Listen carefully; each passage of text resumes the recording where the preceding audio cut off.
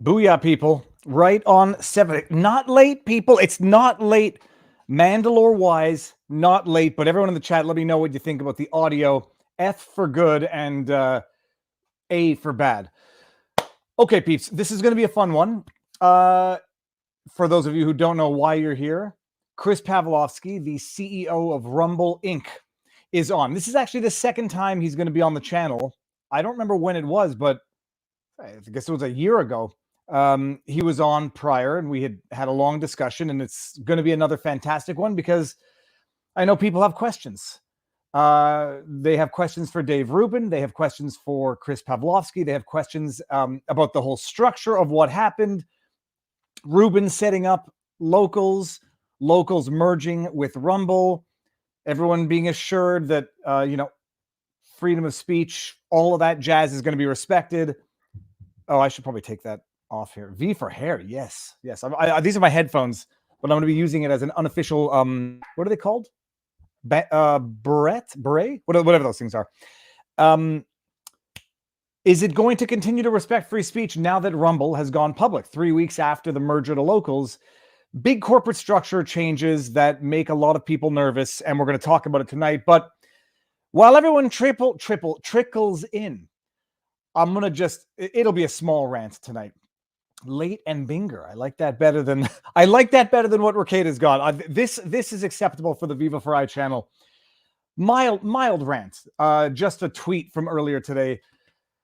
For those of you who haven't seen, Hillary Clinton has made 2 viral tweets of the day, one of which was an interview in which, full context I don't know because I saw the tweet, but in which she was reading a letter or a journal entry or something that she had written, where she started crying while reading it about how she was saying to her mother that she was going to become the first female president of the United States. And she started crying while reading it. And I tweeted out, humorous, but it always reads more negative and sassy on Twitter. I said, even a real alligator, what did I say? Crocodile. I said, even a real crocodile has more realistic tears than this, or something along those lines. And then a couple of people said, whoa, Dave, you're starting to sound like LeBron James. And I appreciate it's an expected response. If I criticized LeBron James for accusing Kyle Rittenhouse of crocodile tears during the trial, I guess surely then I can never accuse anyone else of shedding crocodile tears. And I had to respond to 2 of them just to clarify that it wasn't that LeBron James accused Kyle Rittenhouse of crocodile tears. It's not because he said those are crocodile tears that made his tweet objectionable. It wasn't the words he said, it was his observation that was untethered from reality. In the same way as saying it's cloudy outside is not an inherently absurd thing to say unless it's a cloudless sunny day. In which case, if someone says it's cloudy outside today and I say outside it's not, it's a perfectly blue sky, sunny day, birds tweeting, that's an idiotic thing to say. Whereas if someone else says it's cloudy out today and I don't criticize them for that, it's because context, circumstances makes one observation idiotic and the other one justified. My issue with LeBron James calling Rittenhouse's tears crocodile tears was not the use of the expression. It was just an idiotic observation that was totally untethered to the circumstances. Whereas looking at Hillary Clinton's crocodile tears, I said she could not even artificially squeeze a fake tear out of her eyes, even when she tried to tremble her voice to try to get her body to react that way. All right. Dog upstairs is barking. It doesn't matter. Okay, so without further ado, people, I think we're going to get into this. But one more super chat. And I hear someone bringing down the dog. Everyone needs to cut Dave some slack. He thought that Locals, his show, going on Rogan, and his tour with Jordan B. Peterson would rocket him into stardom. It didn't, and he's just trying to get his and back out. Well, thank you, young lady. You have now been seen by the interwebs. Follow her on TikTok. Don't follow her on TikTok. Okay. This is Winston, everybody. I'm going to disagree with that, but we're going to let Chris Pavlovski explain to the world. And for any, I saw a chat. It's going to be softball questions. Today is a PR. This is not PR. I'm not being paid for this. I have my own concerns. I have my own questions. I'm going to ask them to Chris because adults can have adult conversations without offending each other. There are no safe spaces here. There's just respected spaces. Now, Emily D. Baker, however, is our special guest of the evening as well. The dog is eating something. Emily D. Baker, for those of you who don't know, is another one of our YouTube lawyer community lawyer peeps on the interwebs. She has a specialty, but I'll let her introduce herself when she gets here. Let's start actually with Emily, because it's going to be, for the time being, 2 lawyers on 1 CEO. Emily, how goes that? The way you said that is going to get clipped down and memed immediately. I feel like 2 lawyers on 1 CEO is an After Dark episode. But hello, for everyone who does not know me, I'm Emily D. Baker. I am a former deputy district attorney, but I swear I'm not an asshole. I do legal commentary in the pop culture space mostly. I am a giant fan of the cursey words. I will try to rein it in for you a little bit, but you're probably going to get demonetized anyway because you have me here. So we will try. But I've been a licensed attorney for over 15 years. I'm licensed in the state of California. I am a full-time legal commentator, and I have a podcast called The Emily Show in the realm of legal commentary in the pop culture spaces that is top 3 in the US in the pop culture commentary space. So entertainment news is kind of my jam. I was going to, and I didn't want to pigeonhole you. First of all, Emily, someone in the chat says you're using the wrong mic, so I don't know if that's true. It keeps happening. Viva Emily. Okay. It's an issue on the back end of my stream. Oh, things just, now the audio just got real ASMR. Okay. I see everybody saying mic. I need a producer. Hello, everyone. It is an issue with StreamYard. I apologize. And apparently you have a thing for purple and hearts, because now I can see when the Emily, what are your I don't want to law nerd community has shown up with the purple hearts. The purple hearts kind of became our thing, but when I was when my channel was growing and I hit 100,000 in May, I had made a offhanded joke during a live stream, like, what are we going to do for 100K? And we had done some specialty episodes. We actually did an ASMR reading of the Constitution for one of our subscriber milestones. And we've done a few other things. We did an After Dark episode about a trademark dispute in the adult toy space. But we were joking about it, and people are like, purple hair. I'm like, I'll do purple hair. And that was in May, and now I'm in love, and I never want to have anything other than purple hair. And the law nerds, when I join other channels, the law nerds come in and say hello, and it's always so lovely to see them. So thank you for letting me know about the mic, you guys. I appreciate you. And now, by the way, I'm going to bring in Chris, because at the same time, and Chris, I'm going to put you in the middle. There you go. At the same time I say this, Chris, I just looked over to Rumble. I have no... We've done a few. Sorry, that's me. I have no doubt this is at least part because of you, Chris. We have now 3,400 people watching on Rumble, which is twice as much as what we have on YouTube, and that's a first. It's a first to outdo YouTube, and it's a first to outdo YouTube 2-1. Chris, how are you doing?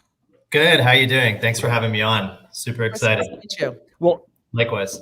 Thank you for coming. And so now everybody knows each other. But actually, Chris, for those in the audience who don't know who you are, elevator pitch before we get into it, for those who didn't see the first time we went streaming together. Yeah, no, absolutely. So I started, actually, I've been doing video websites since 2 decades now, since my parents' basement out of high school. And I remember it was like 2005. I was getting an MSN Messenger message from one of my buddies, and he's like, hey, check these guys out. They're going to dominate the space. And he owned a top 50 website at the time. And I looked at it, and it was YouTube. And I'm like, wow. And then 2 years later, we all know the story. YouTube comes along, Google buys them, and they suck up all the oxygen in the room for video, dominate the space all the way through. And it wasn't about till 2013 where I felt like there was like a real opportunity to kind of get back into video and compete. And we started Rumble late 2013. And the reason why we did it is that I started noticing in 2010, 2011, that YouTube was really starting to preference those multi-channel networks. You know, I don't know if you remember those, like Full Screen, Maker Studios, those companies, and they started preferencing them, and they started preferencing like corporations, brands, influencers, and then the friends and families, aunts and uncles kind of got deprioritized, at least from my perspective. So in 2013, we built Rumble to really kind of help those friends and families, aunts and uncles distribute and monetize their content. And we started Rumble in late 2013. And then by 2020, that's when shit kind of hits the fan. And it was like the middle of the summer. And, our politics at that point in time was cats and dogs. And all of a sudden we had like this massive, enormous growth happening in the conservative movement in the United States. And I remember it was like 11 o'clock at night. I got a sign up from Congressman Devin Nunes. And I'm like, whoa, am I under investigation? Like, what is going on? And, a week later, I get on a call with him and he asks me a really simple question. He's like, Chris, if I bring my content over to Rumble and I search my name, am I going to be able to find it? Because I'm not able to find it right now on YouTube or Google. And I'm like, absolutely. And he joins Rumble. Within 3 months, he gets 200,000 to 300,000 subscribers on Rumble. And he's been on YouTube for 5 years and only has 10,000 subscribers. And then the rest is history from there. We grow like weeds. We have an amazing end of 2020, a really good start to 2021. And then the politics kind of dies down. And then we have the largest quarter we ever had in Q3 2021 when we brought on, we brought on Tulsi Gabbard, Glenn Greenwald, and many other, Bridget Fedesi and many others. And then most recently, Russell Brand joined. I remember it was September. And it was 10 days after this, I started seeing Russell Brand videos. I'm like, is this a real account? We look it up. It's a real account. We reach out to Russell. And next thing you know, we're doing an exclusive deal with Russell on Rumble and Locals as of a couple of weeks ago. So that's the story. Obviously, the big news in the last week is that we announced that we're going to combine with CFEI. Cantor Fitzgerald is one of Cantor Fitzgerald's SPACs. And that's where we are. Let's actually back it up a little bit. The getting started on Rumble, I had been on Rumble, I think, since 2014, but very, very inactive until 2018 when I started hedging my bets with YouTube. But at first, it was just a video hosting platform for cats and dogs. It was nothing. I noticed the political change, or at least the ideological shift in the recent exodus from YouTube. But when it originally started, I mean, what were those first 5 years like when it was little lesser known as far as video platforms went? Yeah, I think you have probably the best pulse on that. I believe you had a video go viral and used Rumble to distribute that and push that video content out for you. So like I said, our focus was when we started is to really kind of help the home-based video creators, people that are creating filming at home, cats, dogs, funny videos, things that go viral. We really would help the creator put it onto our platform, monetize it, give them monetization tools, and then push it through all their social channels to really kind of maximize the revenue for the creator. And then, that kind of, that still exists today. And we do a lot of that still today. That's a core part of what we do. And I would say the viral video content is the largest portion of content. Obviously lately it's not, but it definitely was for the first 7 years. But yeah, when it comes to someone that it's really ironic is that you're on the platform for that reason prior to you coming on in late 2020. Emily, by the way, if you ever have any questions, don't feel shy to interrupt, to interject. I think you're on mute. I'm just listening. I think it's an interesting shift when a platform just gets absolutely shifted from being, viral content in Ninja Cat to a very polarized platform based on based on what I'm listening to with political shifts and people shutting down speech. So that's an interesting base shift, which is a lot, I imagine. Well, I'm gonna take pictures of the chats, and we'll get to them when they have questions. But okay, so bottom line, for a long time, Chris, it was pure viral videos. Upload them. You guys were doing video licensing, rights management as well. So it was, and I suspect you're still doing that. Do you guys have agents who shop these videos around to other platforms, third-party licensing, or no? Yeah, we still have that team that will take, creators still have the choice to how to upload their content into Rumble. Typically, what we're seeing is the majority of people don't really select that option, but a large majority do.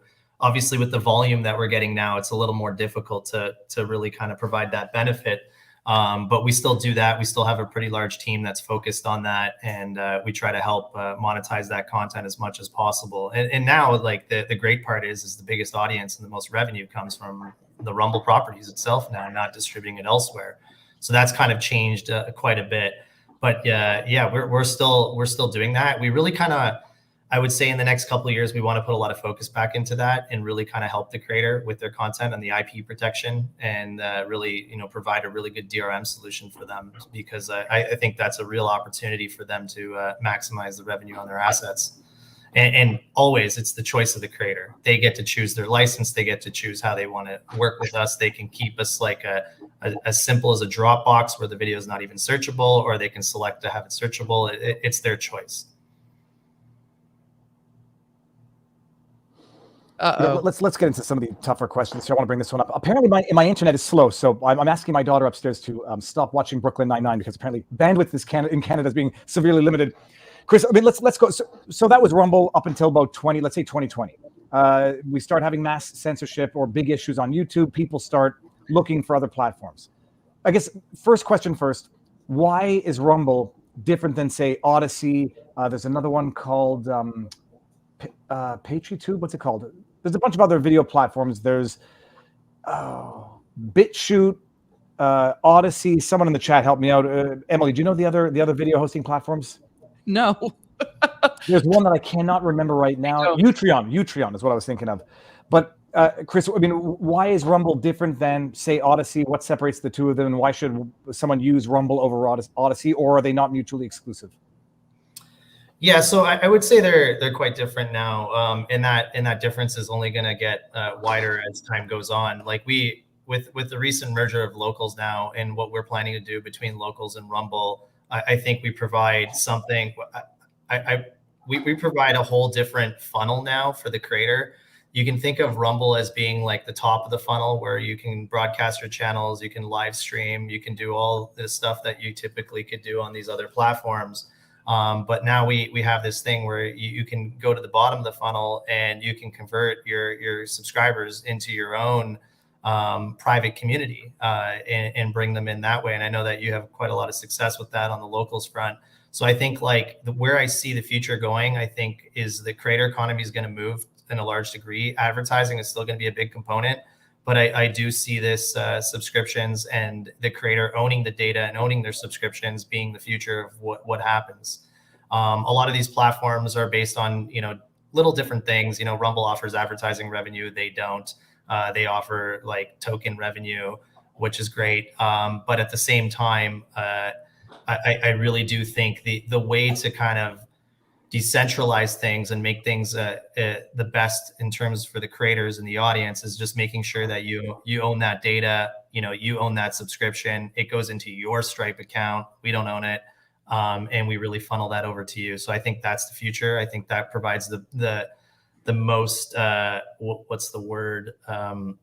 It provides the best defense for the creator, for us never being able to cancel you, because if we did, we lose that, right? Like, you own those subscribers in your Stripe account. So we have to hold you to the best standard possible. And if we mess up, you walk away with your own Stripe account. I think that's a very compelling thing. And I think it keeps us in check. And Emily, if ever interrupt, ask questions, clarification, I'm going to just start with a few of these questions. Okay, I guess first things first, what are the current terms of service on Rumble for content creators, and what are the restrictions to what they can and cannot do on the platform, what they can and cannot say? Yeah, so, it's been the same since we started in 2013. Obviously, we've clarified those terms to be a little bit more transparent, but in terms of like enforcement of policy, it's always been the same. And there's news articles that go back many years saying that it's been this. But the major difference right now that we're seeing in the market is that a lot of people can't even express their political opinions. They can't express opinions about COVID. They can't even have conversations that they would have at their dinner table online anymore. And that's something that we're going to stand very strong against. When it comes to our terms, we don't allow like racism. We don't allow anti-Semitism. We don't allow terrorist groups, promotion of terrorist groups on our platform, and any illegal content and pornography. But the one thing that we we're really strong about, and the one thing that we're going to stay true to, is that we're not going to move those goalposts. What you're seeing on all these platforms over the last couple of years is the goalposts keep moving, that everything keeps changing. The words have different meanings, and it's just like a never-ending cascade of different terms coming at you every week. We want to be consistent. We want to stay true to the terms that we currently have. If you can have a conversation at your dinner table, you should have that online, and there shouldn't be anybody telling you. And we don't want to tell you what's right or what's wrong. We don't want to get involved in fact checking. We don't want to get involved in any kind of editorializing of your content. You can have the discussion that you want to have without any obstruction from us whatsoever. One of the things I've seen on YouTube that kind of tags into that they've had to strengthen their terms on is on platform harassment, and harassment, not just of creators, but creators harassing other creators. Is that something that comes up? I don't know if that's come up on your platform, but with regard to harassment, it's not always hate speech. It doesn't always go to court when you get into the defamation stuff. And I know it's something YouTube's struggling with. Does that fall under the, choose your words, lose your audience? We're not going to regulate it or monitor it. So yeah, we've definitely dealt with some of that. And, when it comes to that specifically, I think there's a lot, like I'm not a lawyer. You guys are probably better at describing this than I would be. So I'm going to try not to describe it too much. But when it comes to harassment, I think it depends on who it is, what it's about, and what exactly is being said. But I think what's getting lost right now is that everyone's complaining about something, and everyone's trying to get everybody canceled. There's, an activist will complain that they're getting harassed, and they're just not getting harassed, and it's just really kind of, they're stretching the meaning of all these words. And the way we're looking at it is like, we're just going to keep it to the same fold that we had in 2013. We're not going to start stretching these things and make ourselves and change the meaning of our policies that we've had for a very long time. So leaving it truly an open forum. Yeah, as much as possible. Absolutely. I think that's definitely, if we were to do otherwise, then we don't deserve to be where we are right now. The whole point is to really kind of provide the forum where people can have conversations and say what they want to say and express their opinions. We think that, the more opinions that there are, the more diverse the thought is better. We really want to foster the idea of that free and open internet as much as possible, and that's a core value of ours. Got asked a question. I mean, you mentioned terrorist groups, anti-Semitism. I think you said hate speech, but I'm not sure. Did you say hate speech? So there's laws in Canada that we have to play by, being in Canada, although that's changing, and we'll be in the U.S. Shortly here. But right now, when it comes to the content that's on the site, we have to obviously abide by the laws of the country and jurisdiction that we are. And that's what makes it really complicated.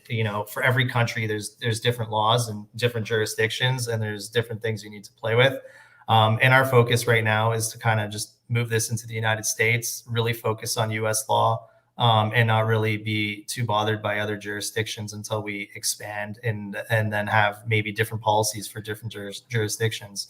But when it comes to the core values that we had when we started this, and it was anti-Semitism and racism were not allowed on the platform.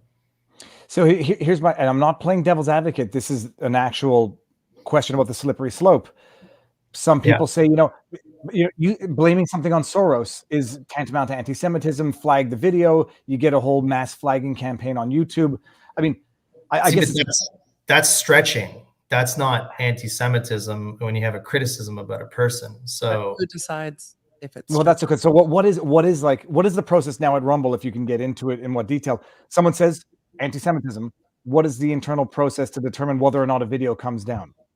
Or a channel for that matter. Something that's like not ambiguous, something that everybody, on both sides, it passed tests on both sides for everybody to see unanimously that this is violating, as close to that as possible. Okay. I mean, and so now, do you know offhand? I asked the chat because I get emails, messages, Rumble, just as bad as YouTube. They took down this video, that video, and I don't get into individual videos. I don't know of any channels that have been taken down off Rumble, but do you know offhand which, if any, big accounts at all have been yeeted, as the children say, from Rumble? Big accounts that have been removed off of Rumble. I'll throw some names out that I'm not asking because I know the answer. Molyneux, Stefan Molyneux, is he still on Rumble, or was he ever on Rumble? I don't know. I'm not familiar with that name.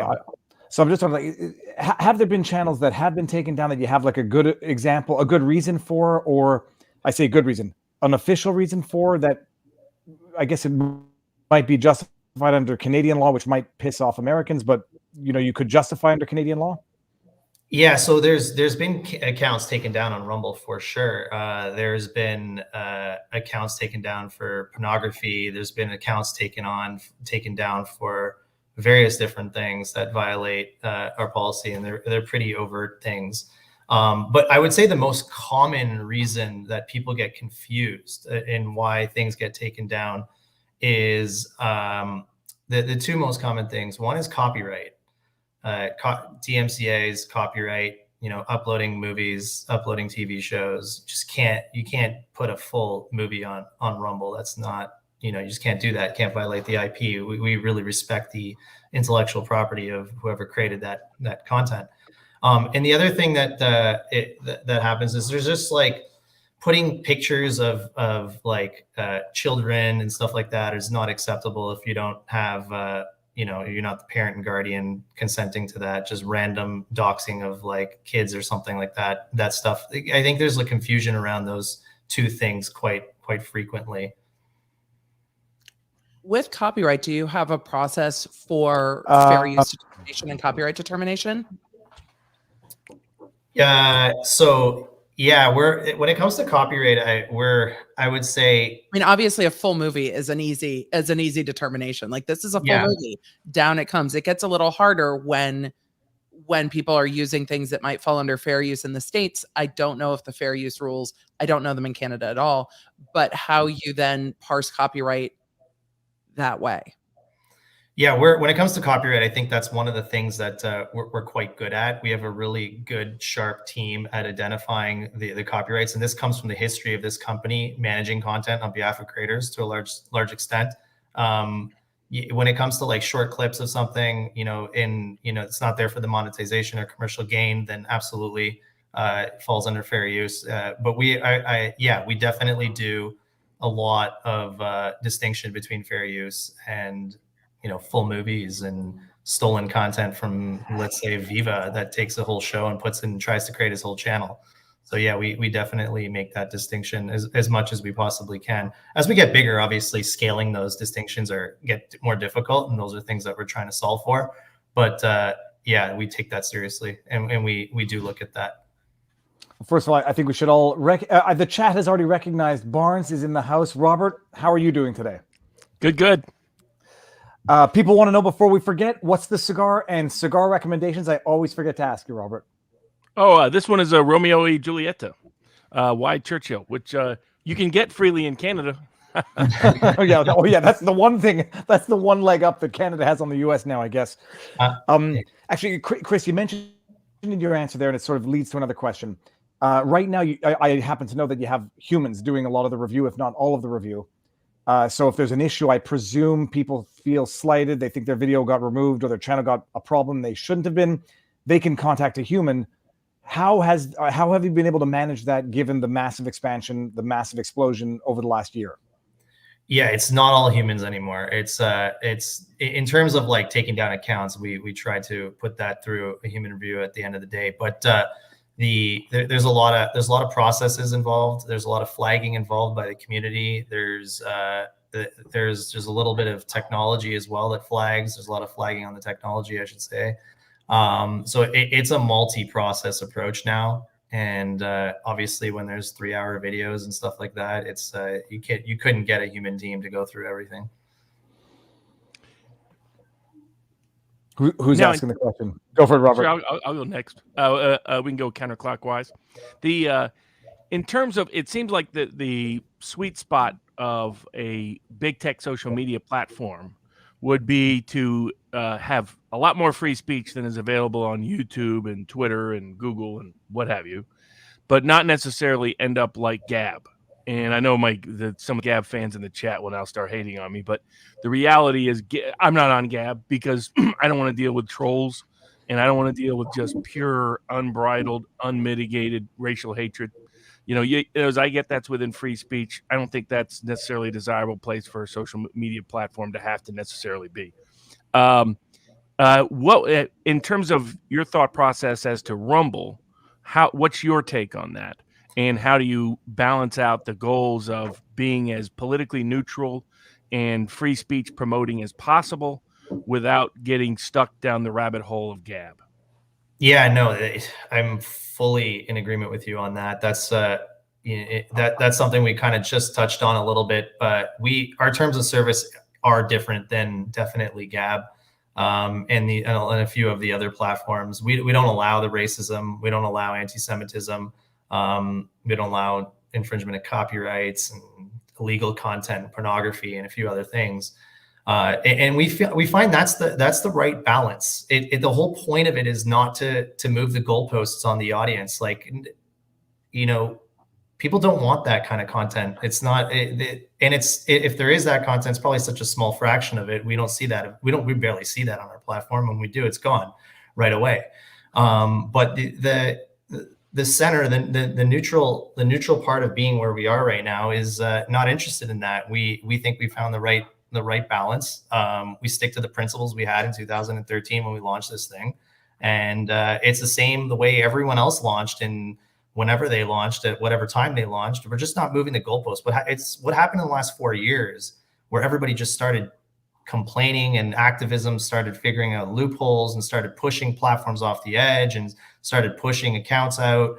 And they figured out that all this type of activism could work. For us, it's about standing strong against that, not allowing that to happen, and not changing our policies because we have like a very loud few individuals that say that we need to change them. In fact, it's our core mission now not to do that. It's our core mission to stand as neutral as possible and not allow that to ever get into what we're doing. That's what our whole focus is right now, is to really kind of restore the internet, not just on a video platform basis, but on a cloud perspective, as close to the free and open internet as we all saw it 20 years ago. That's what we want to do, and that's what our mission is going forward. How do you do that as a public company, though? I mean, you're talking about people complaining and not wanting to cede to that. But if you are a public company, how do you balance that? I think that's a great question. And I think it's actually the opposite. I think that the fact that we are leaning into anti-cancel culture and we're leaning into free and open internet and we're leaning into the terms that we currently have and saying we're never going to do that type of stuff. I think we have an obligation now to the investors that we raise money to. No, I don't think I do have an obligation to make sure I don't waver on that. I think we're more locked in now when what we're doing than any company out there. If I'm a private company, I can change. Right now, I don't think I can change that easily because we just went out there with and pitched to countless investors to raise a pipe, to combine with CFVI on the premise that we're going to actually our mission is to basically stand up this free and open internet and protect it and restore it and be anti-cancel culture. So I think we're more locked in than everybody. And I think that's kind of like a misperception, is that all these corporate, public companies that are kind of falling to act as activism feel like they need to. They don't need to do it. That's not their mission of their company, but they feel like they need to do it. But in our case, it is our mission of our company. And we are super locked in on that now, more than any other company out there. I don't think there's a single video platform out there that has to stand up as strong as we will have to stand up, because we pitched investors on that. That's how we got here. I'm gonna bring this one up and then another one up in a second because they're interrelated, but this needs to be addressed because people don't necessarily appreciate this. Jay, you either believe in free speech or you do not. Quote, hate speech, end quote, as a qualifier is nebulous, and we've all seen that slippery slope before. This is true. The first thing to say to this is in Canada, hate speech is a thing. So this is one thing I discussed with you, Chris, the time we had a stream. I said the dirty tricks that people are going to play above and beyond, bombarding the platform with CP and a bunch of other overtly illegal content to try to get you shut down. In Canada, we do have hate speech laws. I mean, there's nothing you can do about it, Americans. We have laws that literally say you cannot say hateful things that incite hatred or ridicule on identifiable or protected groups. And the Supreme Court has even alluded to the fact that you can't even say things that are true if they tend to promote hatred or whatever. So I said, by operating in Canada, you are operating within a framework that is going to penalize any sense of what would otherwise be freedom of speech that is expected in America. But this is the second question. So that's the caveat for Canada, people. So you can not hold Chris to a standard that's not his own. Wait, I've got one question on that. With that, you said you were moving. Are you moving out of Canada? And if you are moving out of Canada, does that policy shift? But we can hold it until after your second one. I'm just too ADHD to not have it out of my mouth and still remember it. Don't worry because it's going to fit into this question, which is, will Rumble ban Black Lives Matter centered content? How about if someone wanted to start a White Lives Matter centered content? That's the problem with banning racism. It's largely bannable on YouTube, going in one direction. That's the question, Chris, because racism, anti-Semitism, some might say if you start a White Lives Matter, or All Lives Matter channel for that matter, that's racist and YouTube would take it down. It's hate speech. It could be hate speech in Canada. And how do you deal with that in a way that's going to satisfy people who now bought into the free speech protection aspect of Rumble? So two things. The first thing, yes, we opened up, or we're opening up a U.S. headquarters, and we should have that opened up by middle of next year. So that will that will definitely have a different dynamic for us, and we're looking forward to that. Two, when it comes to racism, I think the problem with these policies in the last couple of years is that the definition of that continues to be changing every day. What we all saw as racism in 2013 is different than what some people interpreted as in 2021. And the way we're looking at that is like, we're holding it to the same standard as we did when we started this business, and we're not moving the goalposts on that. That's how we're going to hold it. That's how we're going to do it. We're not going to take things that are very ambiguous that, some people think is not racist and other people. It's got to be pretty, if it's racist, it's racist, like as we know it. Now, a couple of things. One, in terms of relocating the center of operations, what was some of your thought process on that? But just sort of additional comment on your previous statement. My statement was, as soon as I read the details of Rumble's public statement, there's this belief out there that as immediately you go public, that means the left controls things. That means the censors control things. And it really depends, as I explained to our locals audience last week in a live stream, it depends on the terms and conditions by which you go public. If you raise money publicly based on explicit promises of political neutrality and content management and content curation, you have several 100 million reasons to stick to that promise, because I guarantee you there'd be a lawyer who would sue if Rumble went AWOL from that policy because of the explicit promise made to those investors. It locked you in ways that was not actually the case previously. That's much more, and I think the effect of Wall Street going woke so often has created an assumption and an association now that it's because somebody goes public or it's because they are public that they have to adopt a particular ideological approach to censorship. And that's just not the case. It's the specific people who made specific decisions that were not being demanded by Wall Street that led to the big media, social media platforms doing what they're doing. There were people within the corporate boardrooms of those companies who argued the opposite. So I think that's a critical point. I think it was misconstrued what raising money through a public means meant. And given the way in which Rumble went about it, it really did reinforce the free speech aspect of it. But as to the question about in terms of relocating operations, what led to where you're going to relocate and why relocate? So it's a good question, and the answers are, I think Viva knows all the legislation that's happening in Canada right now. What's going to happen in the next few years is not going to be a friendly environment for the internet by the way I see it.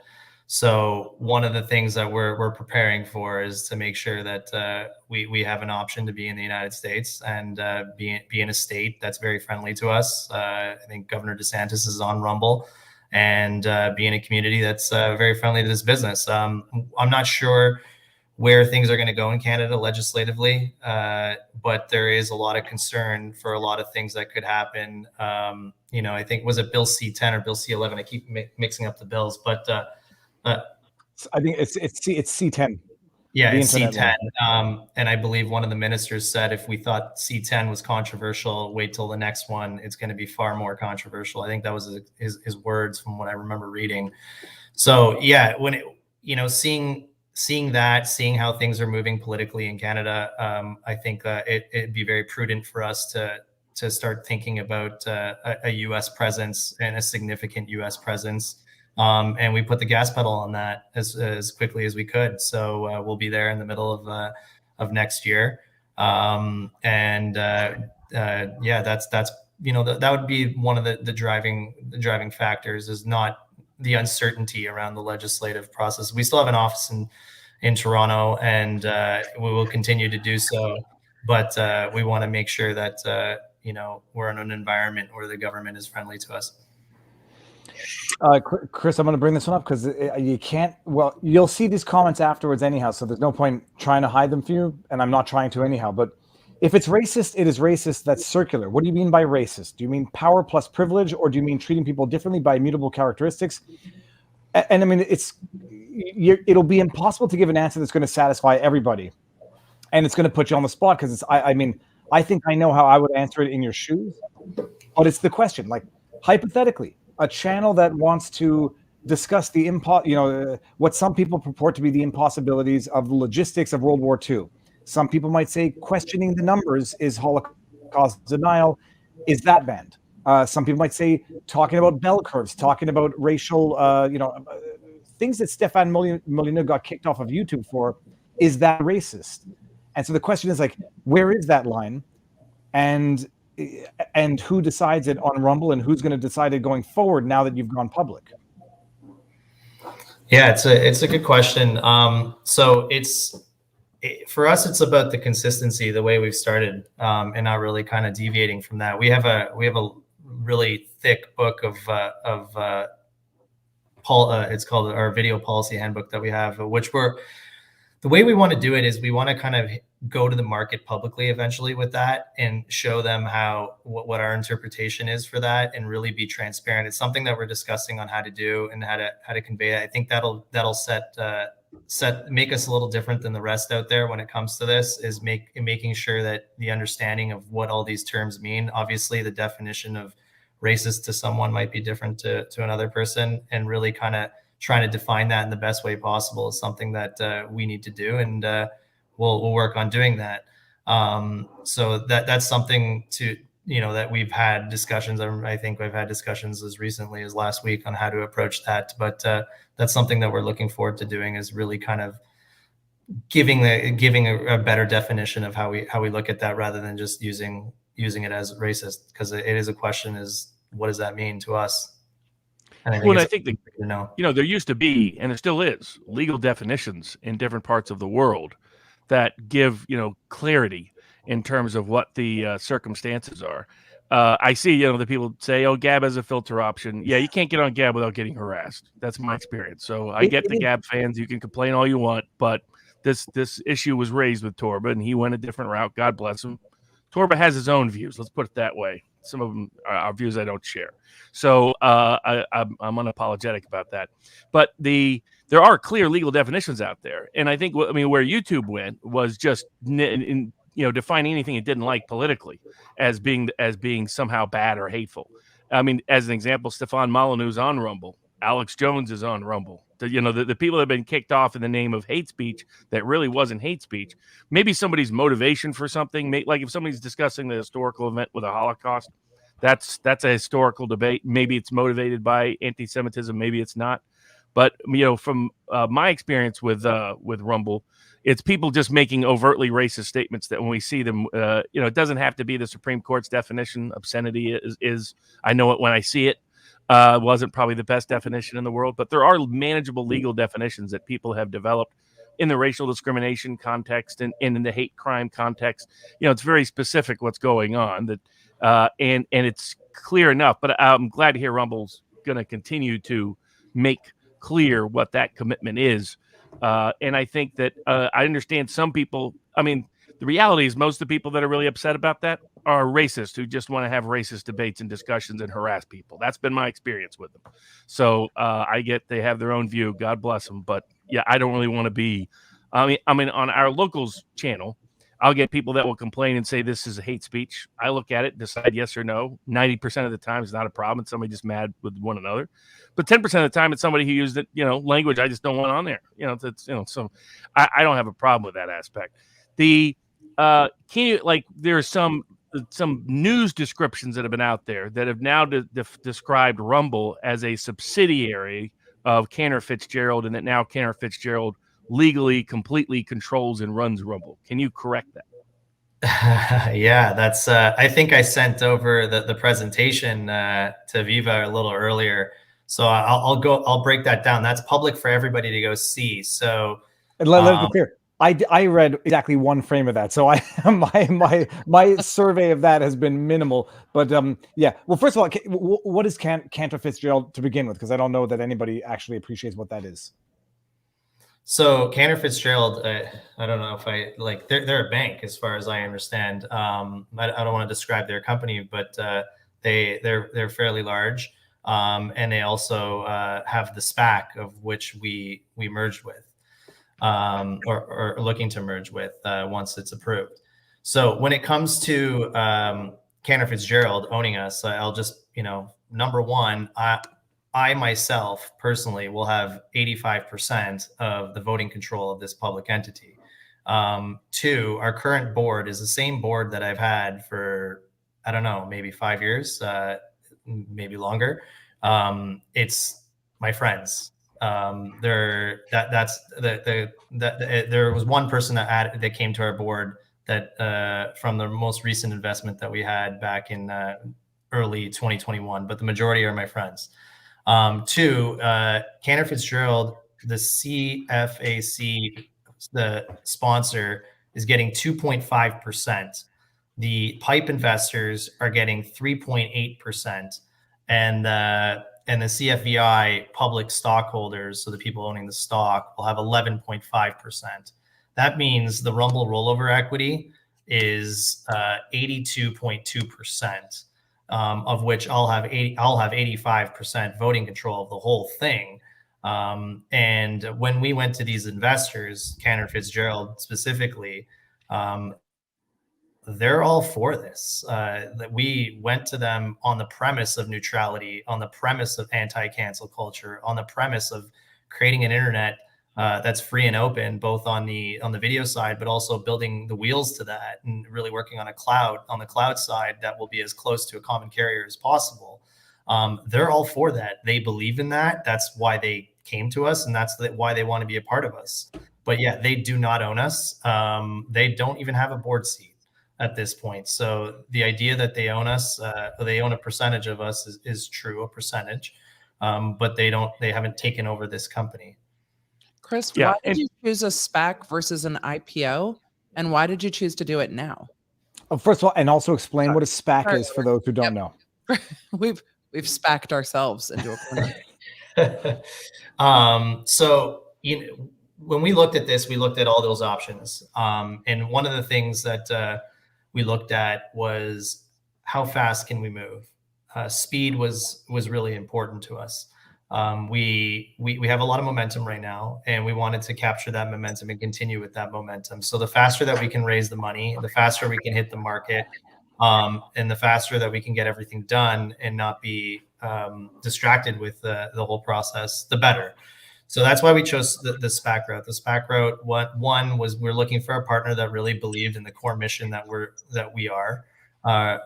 chasing, and two, it was really quick, and that's why we went that route. And the second question was, why now? Like, why move fast and break stuff now after you guys just did the stuff with locals? So it feels like a lot. Yeah, so whether the SPAC thing was going to happen or not, locals was a discussion that happened a while ago, and I felt that I really believe the creator economy is going to move in a large direction. You're seeing YouTube join, you're seeing Twitch join, you're seeing Patreon, and I think Rumble having, us building it and competing against locals makes absolutely no sense. Why would we compete when we can work together? And I think that's kind of a problem. Is it's a little fragmented and everyone's competing. And if we want to have any real scale in this market, we need to kind of unite forces and work together on building something truly meaningful. So that's why we did the locals thing. The raise of money, the 400 million, is really important for two things. One is that we want to accelerate our growth. We really want to be able to afford to bring in creators from other platforms and be able to offer them real competitive rates. So a lot of this proceeds will go to expanding our creator portfolio and diversifying that content. And two is the infrastructure component. We really need to build the wheels to this internet again. You can't have a free and open internet if Amazon's controlling the whole thing. I think they have a 40% market share. And I believe it's absolutely imperative that someone is focused on in a really meaningful way to really laying the hardware around this country that's going to act like a common carrier. That's not going to act with like policies and terms and conditions that they see fit for their own ideological reasons. We want to build a cloud business that's as close to a common carrier as possible. We shouldn't look at what you're doing on your site unless it's illegal. And that's You're not going to be on Amazon Web Services then? Yeah, you have Amazon. You have all these incumbent. Oh, no, you said, sorry to interrupt, but I'm going to. You said you can't have it free if Amazon's in control of everything. But then are you building something at the base of your company so you're not on Amazon Web Services so they can't yeet you off of their services? And Nancy said it more clearly than I did, but do you have your own servers or are you on Amazon Web Services? We are on our own hardware that we own in our own data centers. We very sparsely use any big tech solutions. We do use some, but they're not critical to what we do. If they were turned off, we'd still be working. Our lights will still be on. So no, we don't depend on any of the architecture and cloud. We built Rumble the old-fashioned way. I've been in this business for 20 years, and we built it. I remember putting in servers in my own colo areas. Data centers. Generally, just didn't know. So I'm not as familiar with Rumble as Viva and Barnes, and that's truly why I asked, because it's great, but then we see what happens with alternative media depending on who's underneath the alternative media, and they just try to turn the lights off. And that's and most people don't know, and that's super important. That's why we really want to focus on building those wheels so that we can bring on other businesses and other institutions onto our rail, rather than them having to be dependent on Amazon AWS or Microsoft's cloud services, etc. What was I just about to say about that, Emily? Well, hold on. Can you publish incriminating? I have to take notes now so I don't forget, so I can sit on my hands and not interrupt. Okay, no, but no. First of all, interrupt. That's fine. That's what it's here. That's what we're here for, and that's what this discussion's about. But no, Chris, this is the issue. First of all, can someone publish incriminating evidence about powerful people on Rumble? Subtle speak. Will Ghislaine Maxwell coverage? Will anything related to public trials get yeeted on Rumble? I mean, I know the answer to that already. The answer is no. But the question is this. Yeah, they shut down. They shut down the Ghislaine Maxwell trial tracker. It came back, I think, at the end of the day. But Chris, this is the question, and this is where people can understand, and this is where they get frustrated. If it's illegal, it comes off. And we all think that that should be the rule on YouTube. In Canada, that rule might still piss off a lot of Americans because hate speech is a thing in Canada. And, you know, you can't, and it's a thing. So you might have a video removed under Canadian law that would not be removed under US law. But then the question becomes these what's the word? Nebulous gray zones, which everyone wants to harp on as the litmus test.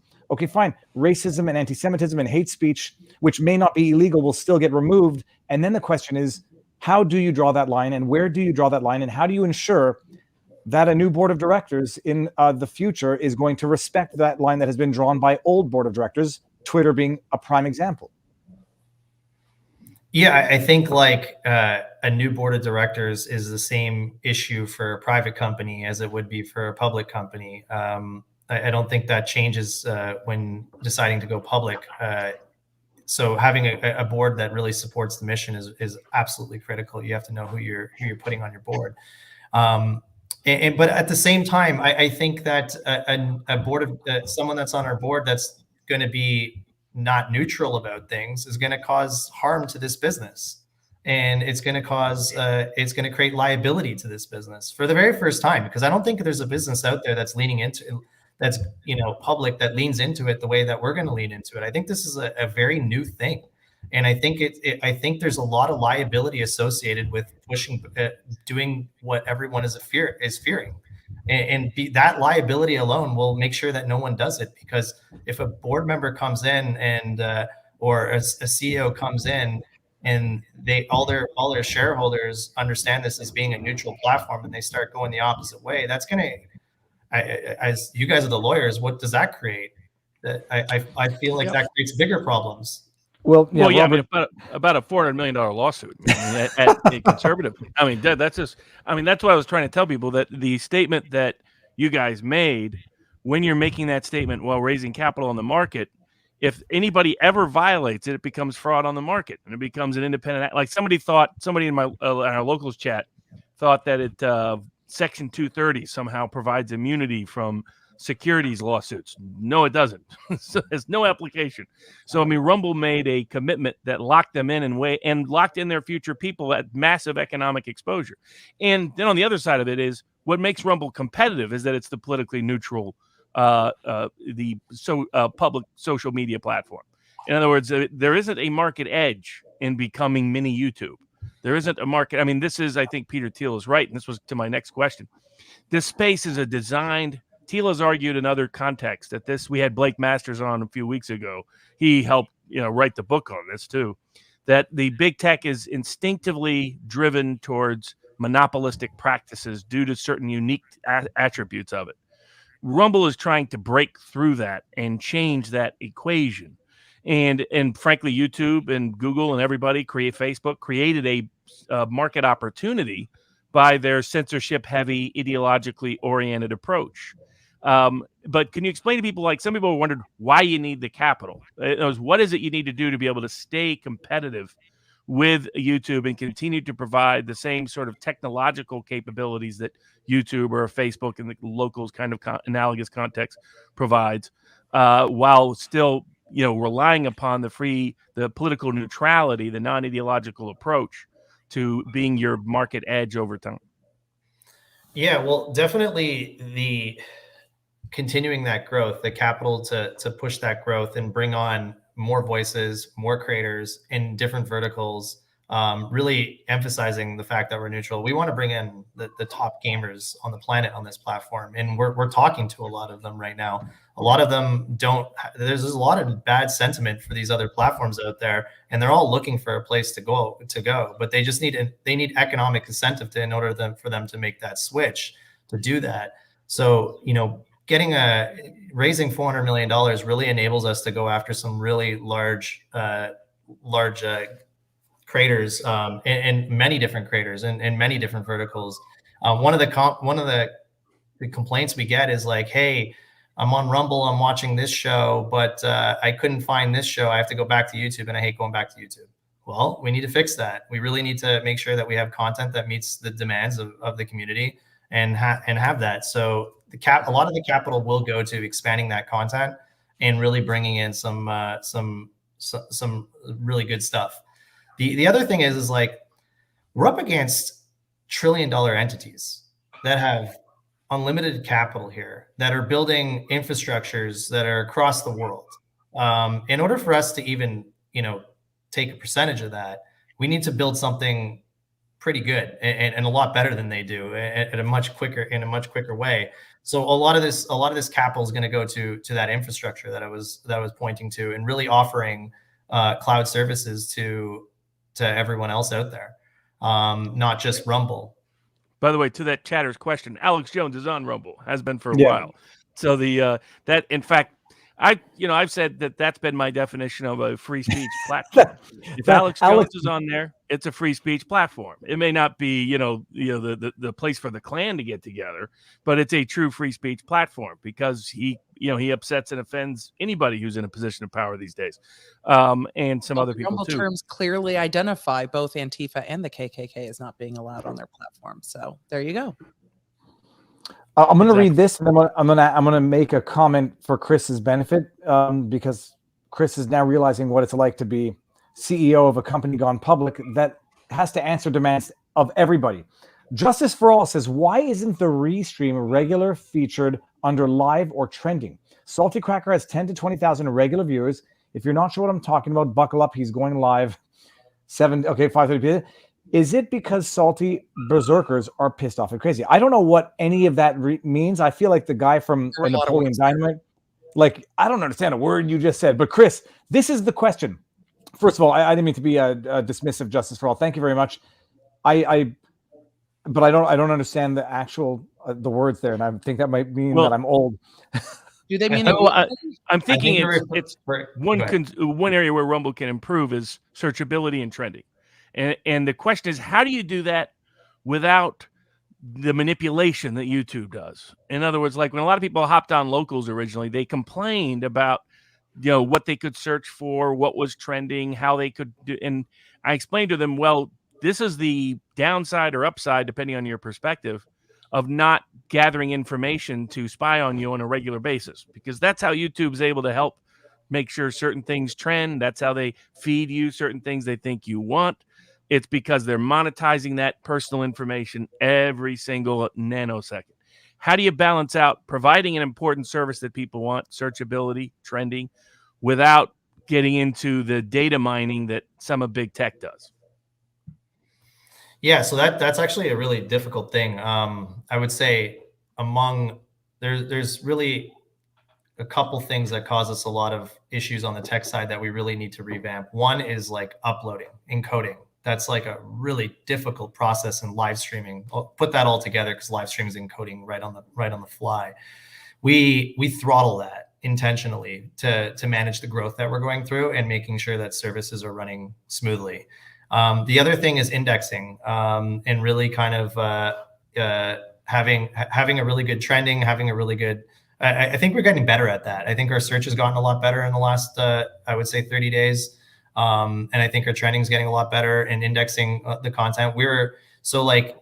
That I think will get better over time, and I think that'll happen a lot faster than the infrastructure things. The infrastructure things are some serious things that we're working on that are going to take significant time. We want to make sure live streaming is available to everyone. We want to make it really easy to upload from our app, which our new app will be launching in Q1 next year. So I'm excited about that.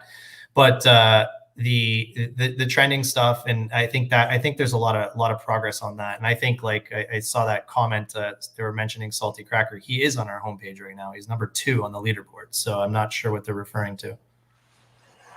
Yeah, they may be looking at the past or assuming things from the past. Well, salty is always salty, as they say. But he's another example of how Rumble is very much free speech committed. As long as salty is salty, but he's not illicitly so. At least in most places, in most jurisdictions. So that's good to see. But yeah, I was curious about how you balance, because I think people underappreciate the way they have monetized big tech is by giving away their personal information and not got compensated for it. I mean, and one of the great things with locals is Viva and I own the content. We actually own the data associated with our members. It's not owned by locals. And that also keeps us in check as well. The fact that you have that subscriber billing in your own Stripe account, it is not billing in ours, means you can walk away and we're screwed. So like, it also means that Stripe can decide that they hate Viva and Barnes and shut them down. They'll never hate Viva. He's Canadian. He's Canadian. He's totally safe. That's true. That's true. That's a really good point. But just wait till what's coming around the corner on that. That's why the account's in Viva's name. It's not in my name. It's in Viva's name. I said, give it to the Canadian. They'll be bad if they whack the Canadian. And by the way, that happened with Stripe. Oh, yes. That's how I know Robert trusts me. The account's in my name, and Robert can't exactly come up to what do we call Canuckistan these days. I can't even get in there. I don't have certain shots. Tabarnash, Robert. I would have never asked the question, but yeah, and nobody's rushing to come up here unless you want to get stuck in a quarantine hotel. Canada, you have all dressed chips. They don't allow them in the United States, and it is very disappointing. You know what they have in the States? All dressed freedom, people. That's what you have in the States, at least for now. So I'll take all dressed freedom over all dressed trips any day of the week. But Chris, this is the issue now. Chris, you're going to make a ton of. I'm going to be crass. You're going to make a ton of money. People are going to judge you for the money that you've made. They're going to say that you've sold out for financial interest, that you're yada, yada, yada. And I won't hold the money that you've made against you. What I would hold against you in the future is if the policies that brought people to Rumble are suddenly disregarded because now, oh, look, the tide has changed. The mood has shifted. The laws have evolved. Now this is deemed to be hate speech. If you deny the moon landing, it's considered to be conspiratorial thinking and therefore censor-worthy. I mean, other than like, what are the concrete guarantees other than I don't want to call it fluff, other than the what's the word, platitudes? What are the concrete guarantees? You're touching on something like that I think about every day, and I ask this question all the time. Like 20 years ago, like when, or 10 years ago, when Dorsey and Zuckerberg and all these guys were creating these platforms, how the heck did they get to a point where they were all waving the banner of free and open internet? Everyone should be able to communicate however they want to communicate. Here are a set of terms, pretty simple, the way Rumble's terms are today. And they had to get to a place where all of a sudden that changed. And I think I asked that question to everybody I know that's, close to these people. And I never really get the answer, but it's the one thing that concerns me the most is like, how did that happen? How did that genesis happen where they changed? And like, the one thing that I hold myself to is to be as consistent as possible on that and make sure that I don't make that mistake. That's like the one thing that I am really committed to. I'm really committed to what we're doing right now. I almost see it like, no, I do see it is like it's freedom. We're fighting for freedom right now, and the ability to say what you want to say, the way you would say it at your private dinner table. We're fighting for that to happen on the internet, and that means more than any of the money or any. It sounds whatever, but like I really do believe that it's like. Some people are going to say it sounds exactly like what Jack Dorsey, Susan Wojcicki. It does. It does, and that's why we're make that mistake, and you didn't define what the mistake was either. Say that again. You said, I don't want to make that mistake that they had made, but you did not define what you perceived as a mistake. You said, I've asked people, and I don't know where they went wrong, and I don't want to make that mistake. But if the mistake's not defined, how do we? Why they changed from the free and open internet to an internet where they don't want to see all ideas? That's the mistake. I don't understand how that could happen, and I do never want to make that mistake. I'm committed to that. That's like one thing that if we don't have an internet where you can freely speak and say what you can say at your dinner table, like that's not an internet anymore. That's controlled information. That's not a world that I want to be a part of. I really want to create something here where you can have dialogue and be able to say what you want. I think it's really important to know what people think and if they want to express it. I don't want to hide that. I think that's wrong. And it's become very, very important to me in the last year, watching what I've watched. Like how is it that Congressman Devin Nunes came to Rumble and got 300,000 subscribers on Rumble in 3 months and only had 10,000 on YouTube in 4 years? Like, yeah, but Chris, I'm not playing devil's advocate for the sake of it, but how is it that President Donald Trump, the president at the time, was yeeted from YouTube? They said incitement of violence. And then the question is going to be, when the pressure comes to you, because it will come to you, because right now you're, in the corporate sense, you're a demigod, and you're not yet the god of Google and YouTube, but you're a demigod. So they're ignoring you for the time being. But if you get big enough, they will put the very same pressures on you that they put on YouTube, that they put on Google, and they will then cause you to say, well, geez, now I'm feeling the pressure because the stakes are higher. But I'm sure Jack Dorsey rationalized every decision he made to himself to the very end, as I'm certain Susan did, as I'm certain Zuckerberg does. And so the issue about power corrupting is, at the end of the day, you'll get to that position where you won't even recognize it, but you will rationalize the decisions that you're making, which will say the times have changed and therefore so have the policies, type thing. Yeah, and that's black pill. I'm sorry, that might be the black pill of the evening. That's a fair point, and I think one of the moves that we made here that enable us that make sure that I can't waver from that is committing to raising money and merging and combining with CFVI on the premise of being that neutral platform and not doing that. I think that's where my liability stands. That's not where Jack's liability stood. It's where my liability will stand. And it's not just me saying it now. It's now the company's mission. I have put this company, I'm going to put this company in the market under that mission. And wavering from that mission is a liability to this company. So I think it's a unique concept what we've done here. It's something we haven't seen. And it will be tested. And I've created it in a way that I think that it will stand the test of time, and it won't require just me to do that. Yeah, it's the best legal protection that can definitely be present, is because you get terms of service, but terms of service can change, terms of service can alter. But it's good to have these protections already in the terms of service. But it was far more impactful to put it on the public market. And I think it's greatly underestimated the legal, from my perspective, what I told people connected to Rumble, connected to locals and others over time was the best way to guarantee this over time is to make a public statement and raise a bunch of money based on that public statement, because then you're locked in. Then everybody that's on the board has 300, 400 million or more, depending on the circumstances, because that amount can rise. It's not limited to the original initial public offering. It can go over time. And that was never the case with Twitter. That was never the case with YouTube. That was never the case with Google. That was never the case with Facebook. They made promises to creators that were not ultimately easily legally binding, but they never went on the public marketplace and said, we're going to be ideologically and politically neutral, and that's why you should give us money. They never did that. And that's the huge difference. And that's why I considered the announcement very positive announcement for those of us who want a politically neutral development. I think people misinterpreted it because of they've seen what these big companies became when they went public. And they think, oh my God, that's what's going to happen next. Somebody else is going to sell out. That's going to be the end of it. And I understand where that concern comes from, having witnessed it as well.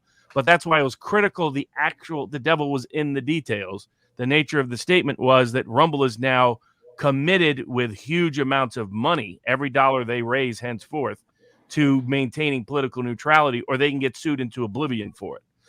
And everybody can be bankrupted for it. And I think that was underappreciated. And I think is critical, fundamental going forward. What led you to stay on this path? Because the easiest thing to do would have been just to sell out now. You go to the competitors, give me 100 million. I'll go on an island, watch Bond movies forever, do whatever one's dream life is, not get in the middle of a fight with these big tech giants, try to take them on consistently, continuously in growth efforts, expansion efforts, competitiveness efforts, capital raising efforts. Why did you decide to keep going on this commitment to a politically neutral platform when the easy, lucrative financial decision would have been to take the exit ramp already? Yeah, two reasons. One, being in this space for such a long time and watching how YouTube came to where it was, and the way they got there, and then the way they handled themselves, kind of put a little chip on my shoulder. I always wanted to get back in the ring and beat them. But two, and more touching than anything in the last year and a half is watching kind of what happened from the outside and then kind of getting on the inside watching someone like Devin Nunes come to our platform. I can't tell you how powerful that was for our company to see like a congressman come to our platform and accumulate 300,000 subscribers in like very short order and only have 10,000 on YouTube. Like seeing that happen, you're like, wow, what is going on here? Like, how could this even happen? And then you're checking these other things and you're seeing more congressmen come in, congresswomen coming on, and the same things happening over and over and over again. And you're just sitting there and you're like, there's like a real control of information happening out here, and it's really bad. And you kind of see this, and you're seeing it now from the inside perspective, and it becomes a real mission, like something that really touches you to want to try and fix. Like, yeah, obviously there was options down the road in the last 8 years that I could have taken to go a different way, but now I feel like if it's not us, who's going to do it? I think we have. I feel compelled to do it. I want to do it. I feel like I'm ready for this, and it's something that means so much to me now. Is like we're really literally fighting for freedom in so many ways here, and I think this is a really big moment, and for everyone is to really kind of create that rail, create that platform that stands and tilts back the internet to the way it should be. Well, Chris, you're going to discover that as CEO of a big company, you're going to you will never please everybody. You will literally be demanded to respect and answer to the questions of everybody all the time, even the questions that are mutually incompatible with other questions.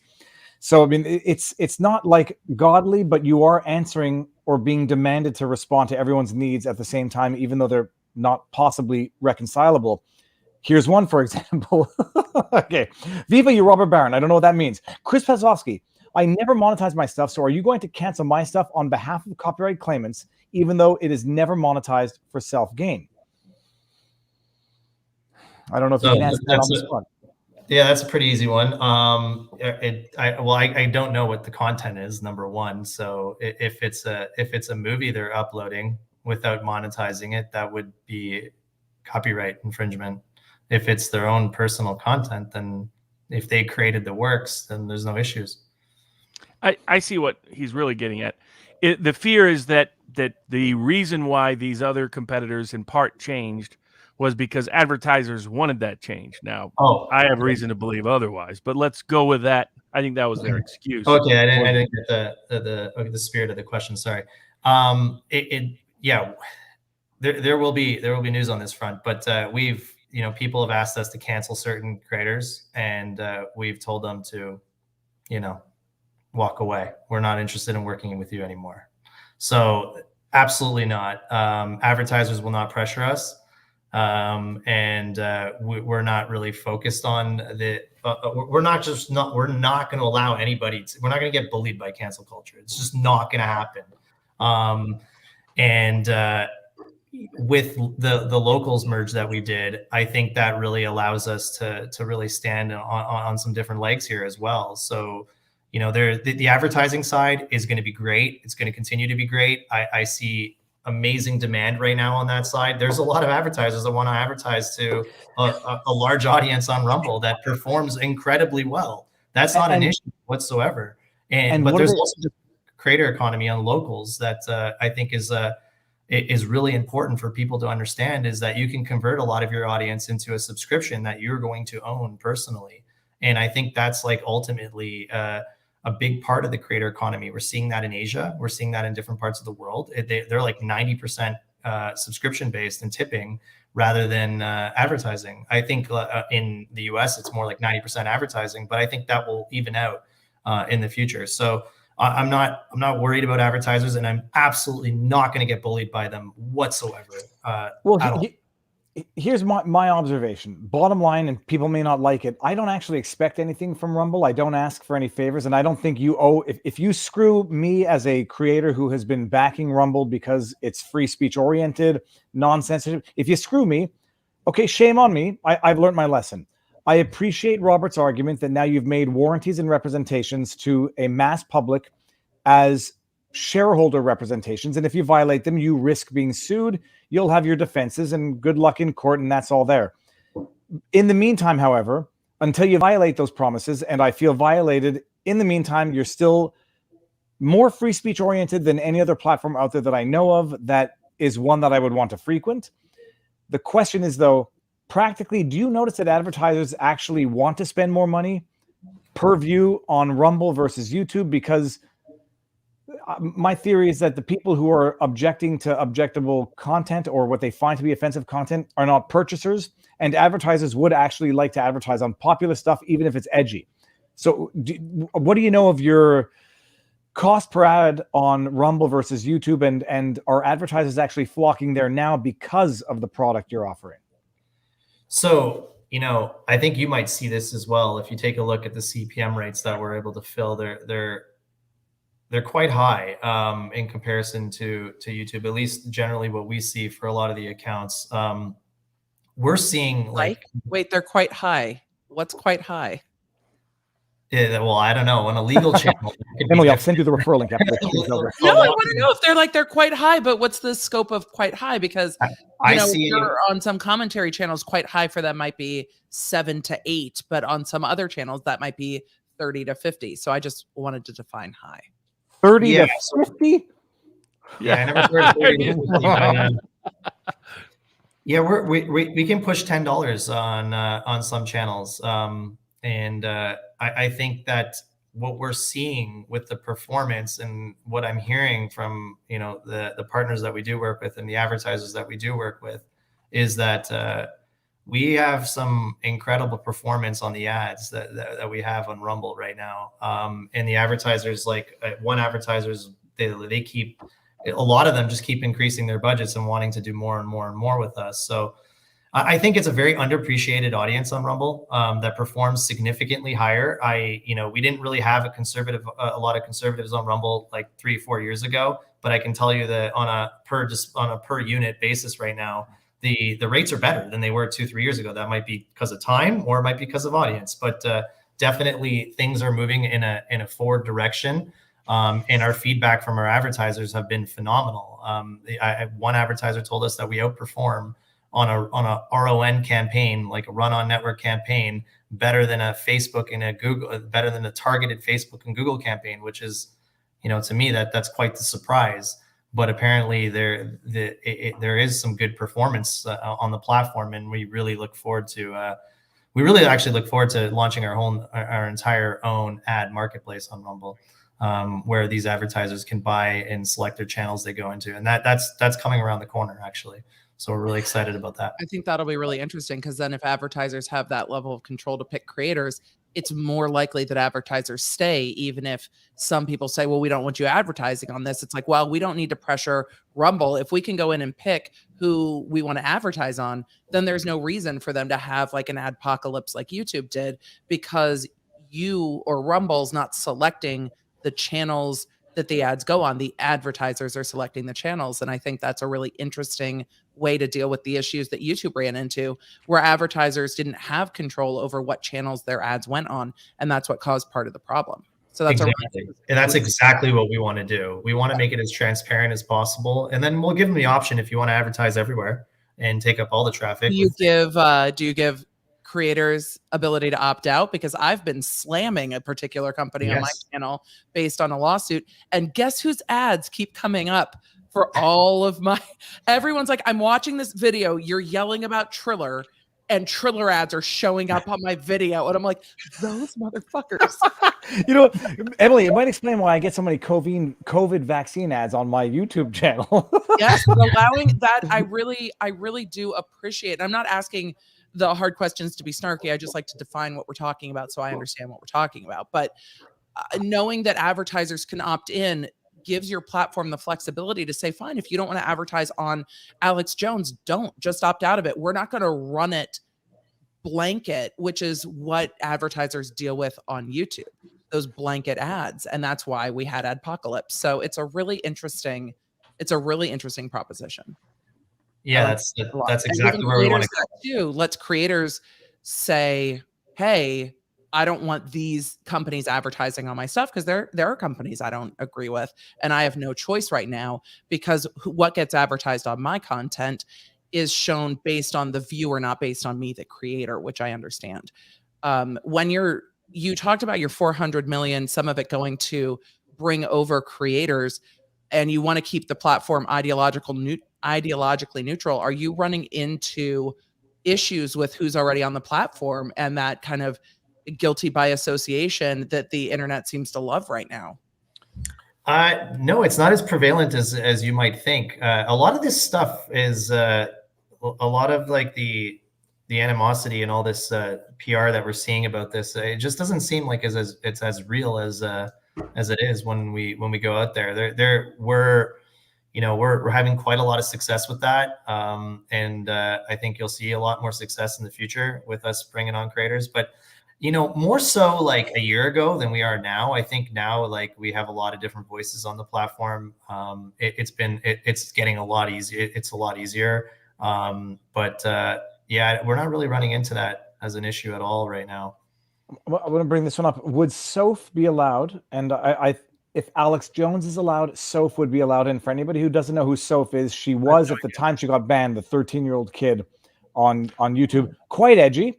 I do think in the last video, she might have pushed a line specifically on the last video, which called out Susan Wojcicki and had a certain sound effect that is arguably menacing.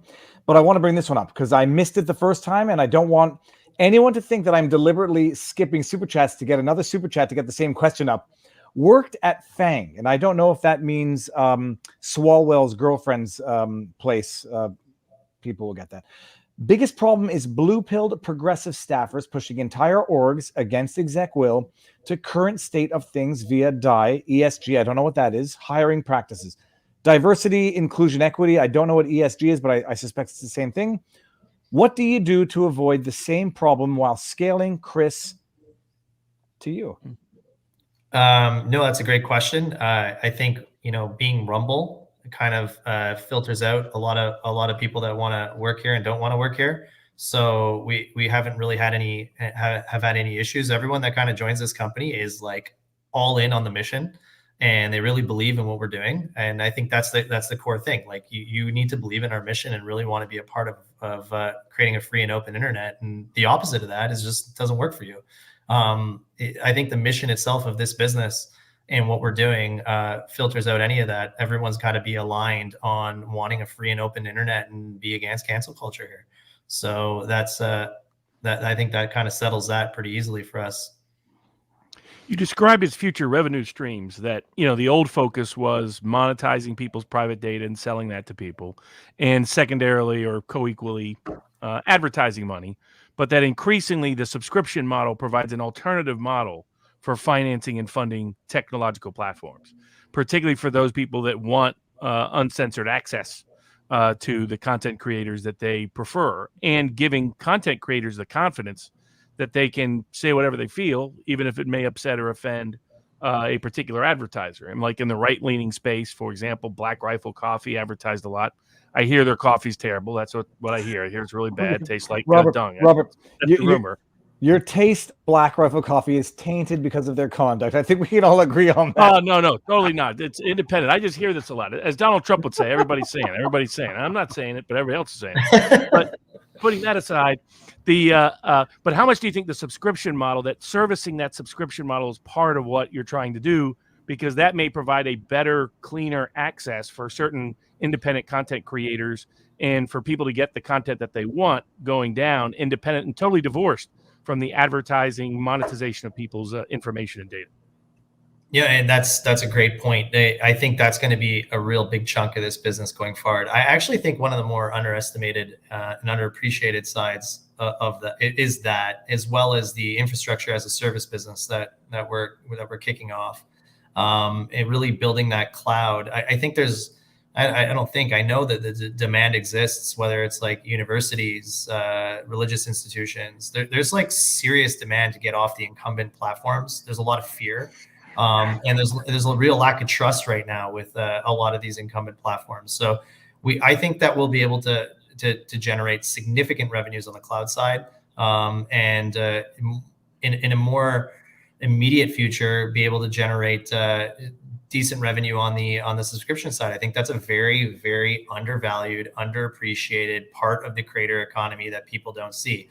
Obviously, the advertising revenue will come. and that's one of the things that boggles my mind is like, we don't have this data and targeting, but how is the ads performing for some of these advertisers on a as good basis as the Google and Facebooks that are using the data to target and do all that stuff? So that also kind of like makes me question things like, how real is that? What really is happening? I don't know, but I do know that it does perform on Rumble without even doing that. So that's a good start. I see the 3 buckets of revenue for us are going to definitely be advertising. It's going to be subscriptions and tipping, and it's going to be infrastructure as a service. And when I think the infrastructure as a service and the subscription and tipping are going to be very underappreciated buckets of revenue for us that I think we can surprise the market with. Chris, I've been accused of ignoring the Rumble rants. Sorry. Say that again, Emily. I was just saying I'm waiting for a payment processor. I will be happy when I see it. But it's one of those things in independent media that's got to come from somewhere. And at some point, someone will create it. Whether that will be Chris, I guess we will see. That's a really interesting comment. I'll leave it at that. We're going to let that dangle. I do have a question about the payment processor, but we'll get there in a second. I don't want to ignore the Rumble rants, by the way, because Rumble has a similar feature as YouTube Super Chats. They call them Rumble rants. Rumble only takes 20%, so it's better for the creator and it's better for the platform. If you want to support what you think to be a free speech platform. By the way, I'm not sponsored by Rumble. I'm not sponsored by Rumble. And I don't think anybody is here. So this is an honest. Oh, yeah. Everybody. People ask me, I have no investment in locals, no investment in Rumble. I'll be happy to sue them if they ever violate their promises. Hey, Robert. Robert's like, I'm an open opportunity. I will sue you. Yeah. And I will be happy to sue people. I will be happy to sue from Canada so long as I don't have to leave my basement. But I just lost the chat. From Rumble Rant says, this is from the Slow Rider, says, I hope subscriptions from millions of people is in your future. Conservatives are ready to do it. That's one. Someone just texted me. I have to go check that in a second. But there was another Rumble Rant that I missed. And I'm going to get to all these super chats that I've been taking pictures of. Maybe not all of them. The Slow Rider said, love the Winston, the Winnie, Viva, who is becoming one of the U.S. great conservatives. I don't consider myself conservative. I consider myself just to be reasonably open-minded. If that's what conservative means these days, so be it. Has hiring for scalability been a headwind? Great question. No. In fact, it's conversations that I'm having with very high up people in these companies, the FANG companies, wanting to come over to Rumble is impressive to say the least, but and very shocking in the sense that I didn't expect the flood that we're seeing, the talent that wants to leave. And from what I'm hearing in the background, it's a significant, I remember having a conversation with one person, and we're talking high up people at these companies saying over 50% of their staff do not like what they're doing over there. And they want out, but no one can pay and they don't know who the leader is. And that was quite striking to me. And we really saw this change in the last 3 or 4 months. Maybe it's because Rumble's, we've become a little bigger, or I don't know what's happened, but in the last 3 or 4 months, we've seen this accelerate in a rapid pace. And hiring is, we don't have enough time to interview people. That's our issue. We have so much talent coming in, we can't find time to do the interviews. But the talent is definitely there, and it is one of the more shocking things to see how large this talent pool is. And I think it's far larger than anybody thinks what's happening. But a lot of people want out of these large companies, and they want to move to things like Rumble, and it's significant. This is a significant thing that I think is very people don't really see, but we're seeing it definitely. I'm not surprised by that, because you're seeing a lot of people in big tech being tired of their perceived manipulation or the manipulation of big tech over content and viewpoints. So I'm not surprised people are like, I'm just tired of using tech to manipulate perception. But nobody has asked the most critical question, and I feel like we have to go there. Are you giving out content creator awards? And are you waiting to 100,000? Are you waiting then till 1 million? Are you doing them sooner? Like, at the heart of all creators is the need for attention. So how is Rumble feeding that need for validation and attention? That's you know what? We have to do that. Creator awards are significant. We need to do it. How should we do it? Tell me how we should do it, and I'm gonna put that in motion. 100,000, 500,000, a million. Viva's won a couple of awards, so he can speak to it. I'm not sure if YouTube would give him the award again today, but Robert, are you talking about this Shorty Award for social good back when it actually didn't matter if you where you were politically aligned, even though I'm not politically aligned? Best overall YouTube presence, and I don't have anything. Whatever awards, I am not so interested in awards, but I do appreciate that people like milestones. We can call them milestones and not awards. That's an easy thing to do. The question is, and it was a previous super chat on the YouTubes. What are you doing in order to what's the word? Attract talent. What's the content creator attraction policy strategy for Rumble right now? So is this in terms of like bringing on new creators?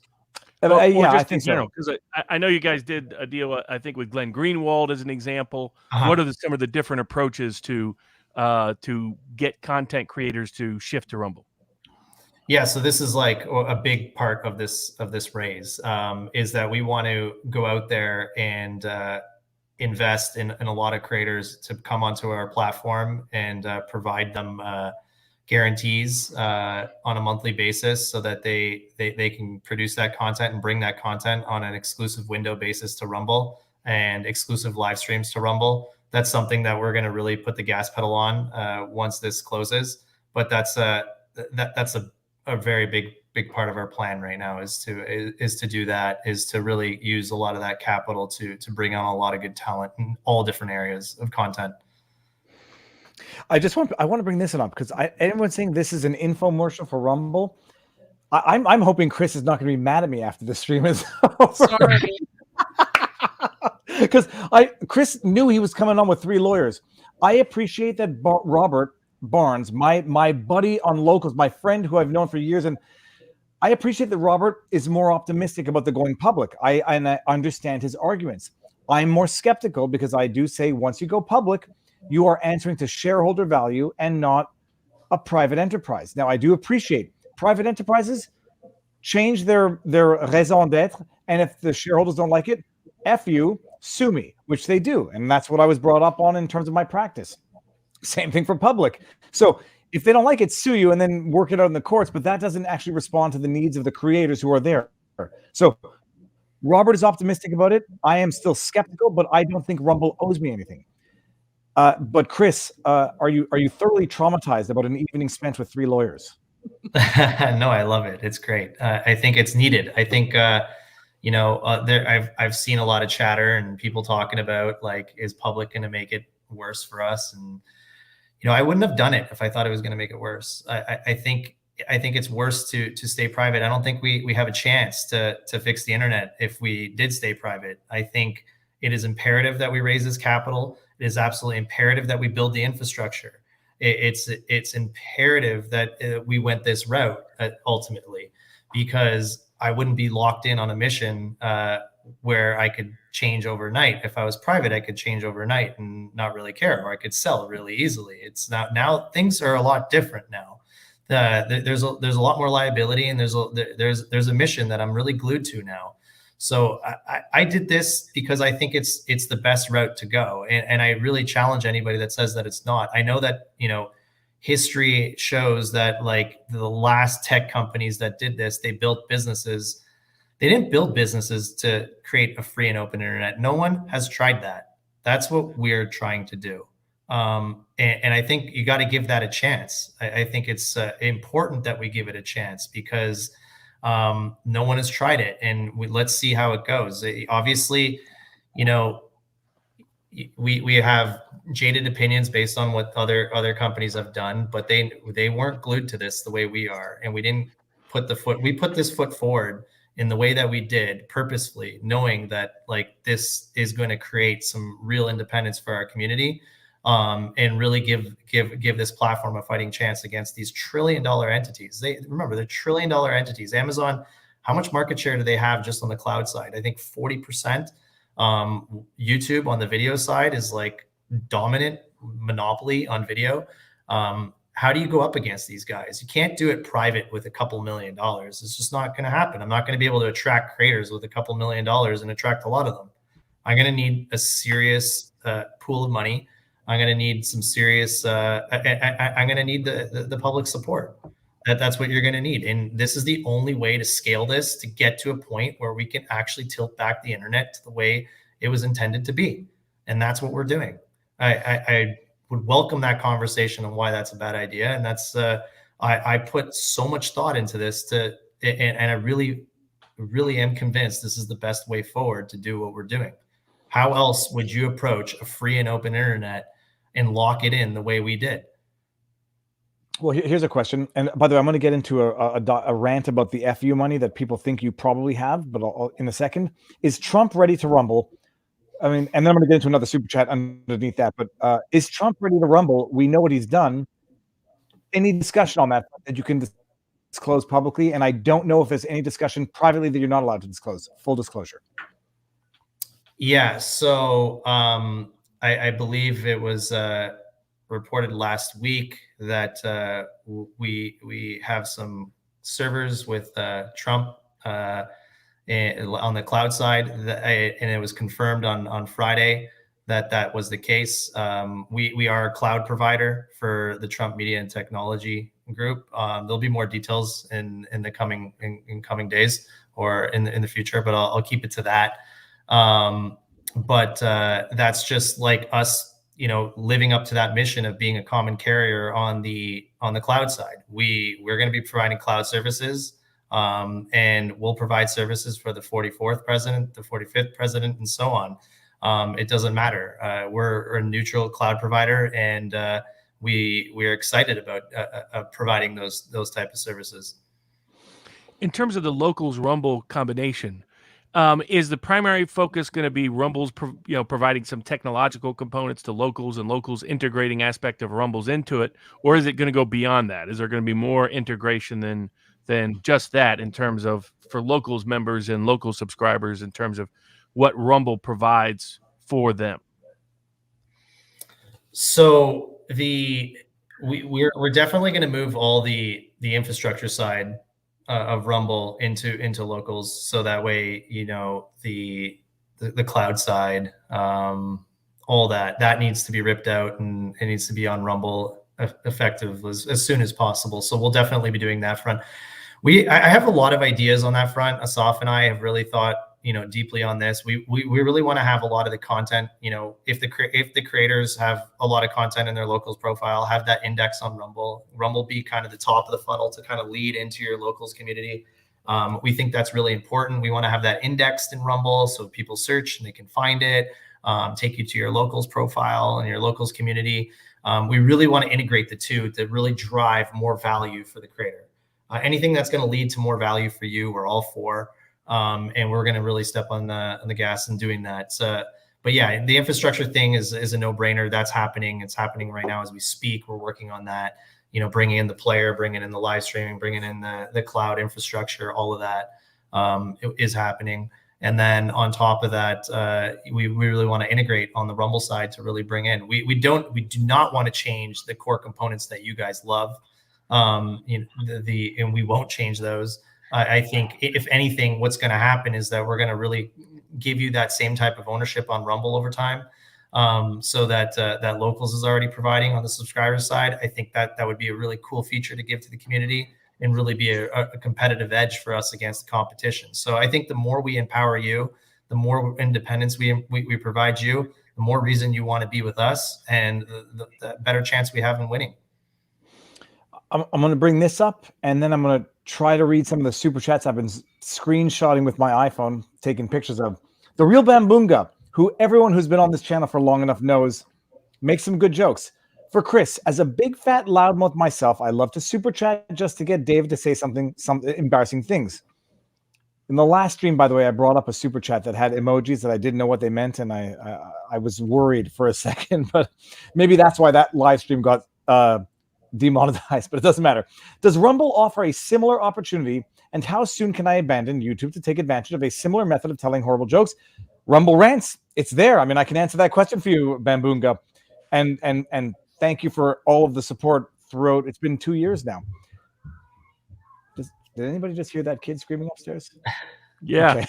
I don't know when I need to answer for it and when I don't. Kid doesn't want to go to bed. Too bad. Put the kid to bed. Sorry. I'll be up there in a bit. Will it be a free platform for folks that have, it's a very interesting question, gun precision. So YouTube, for anybody who doesn't know, demonetizes and basically deters any channel that specializes in Second Amendment issues or gun functioning.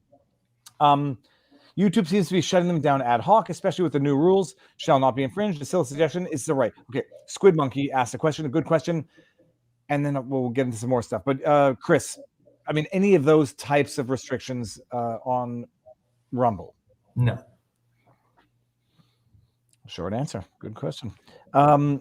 Okay, Emily, would you like to have a question while I scroll through my iPhone to get those pictures of those super chats that I have?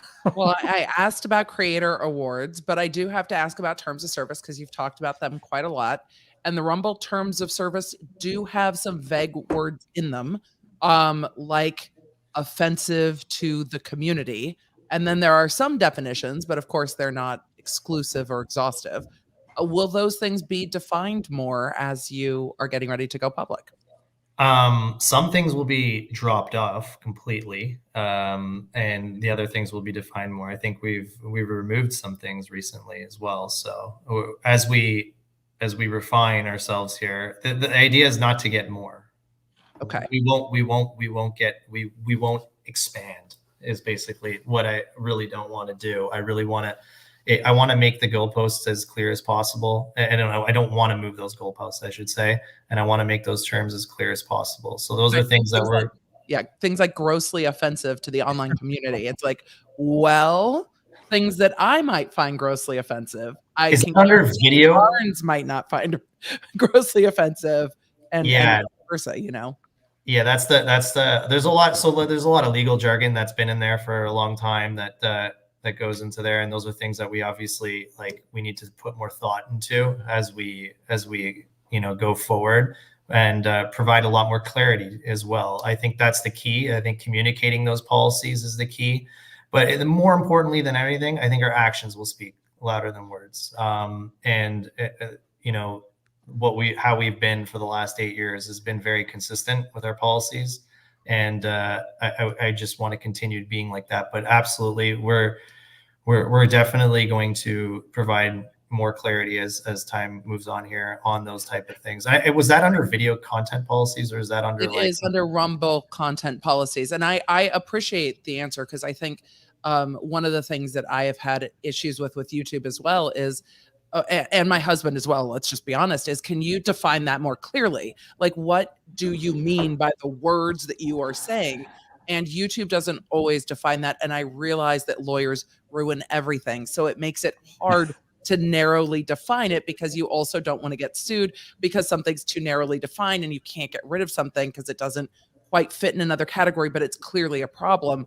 So that's where I think communication and clear communication with defined terms really helps, because it's not, when you get to your other content material that's pornographic, obscene, of an adult or sexual nature, it's fairly clear what that includes. But the, things that are much broader than that are difficult when they're not clearly defined to creators to know where their boundaries are. And it's something I've seen YouTube struggle with. So it was a question I had to ask.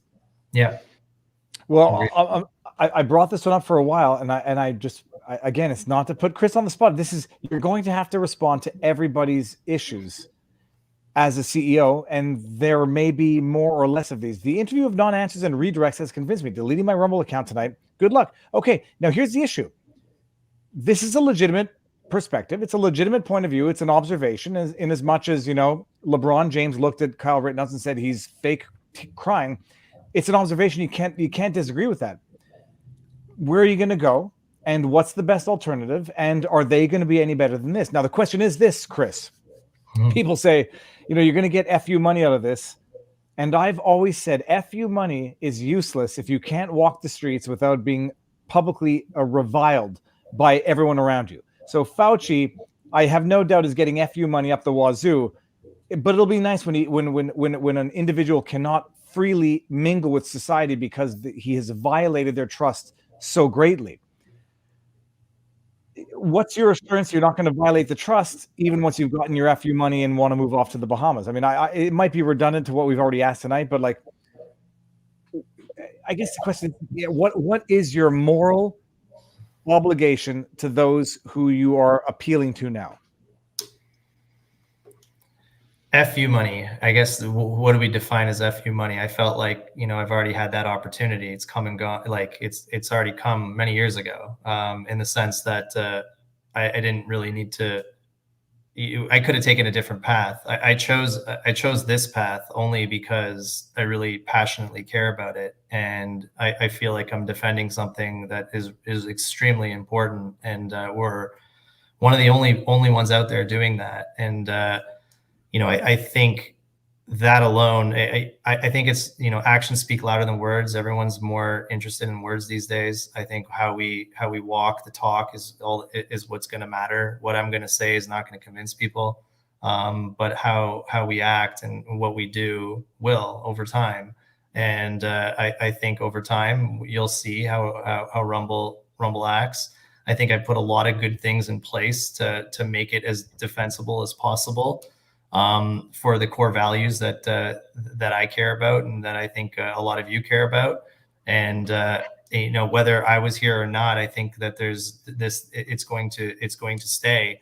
But I want to be here, and I'm not going anywhere. And I'm gonna defend these values myself, and push forward. And I think, like I said, actions speak louder than words. Let's see what happens. Let's see where we go, and we'll see where we are in a year from now. Do you think once the company goes public, you will stay this accessible? Because Elon Musk has run into a little trouble here and there by being so accessible. Once you're a public entity, everything you say all of a sudden has different meaning and is different in all the rest. What's your intentions in that respect? Yeah, and then that's like one of the things you notice, like, oh, can you say that now? Like, shit. Like your lawyers are like, make sure you don't say this. I'm like, what? No, I think that's kind of something that has to happen now. I think that when you put yourself in this spot, that's going against a lot of these other tech companies. It's important that I make myself accessible, and I'll continue. I think Viva was one of the first podcasts I've done, and I wanted to make sure that it was the first one I go on when I did this, and I'll do others. I'm open to doing more. But absolutely, I think being accessible is important. Understanding how I think is important.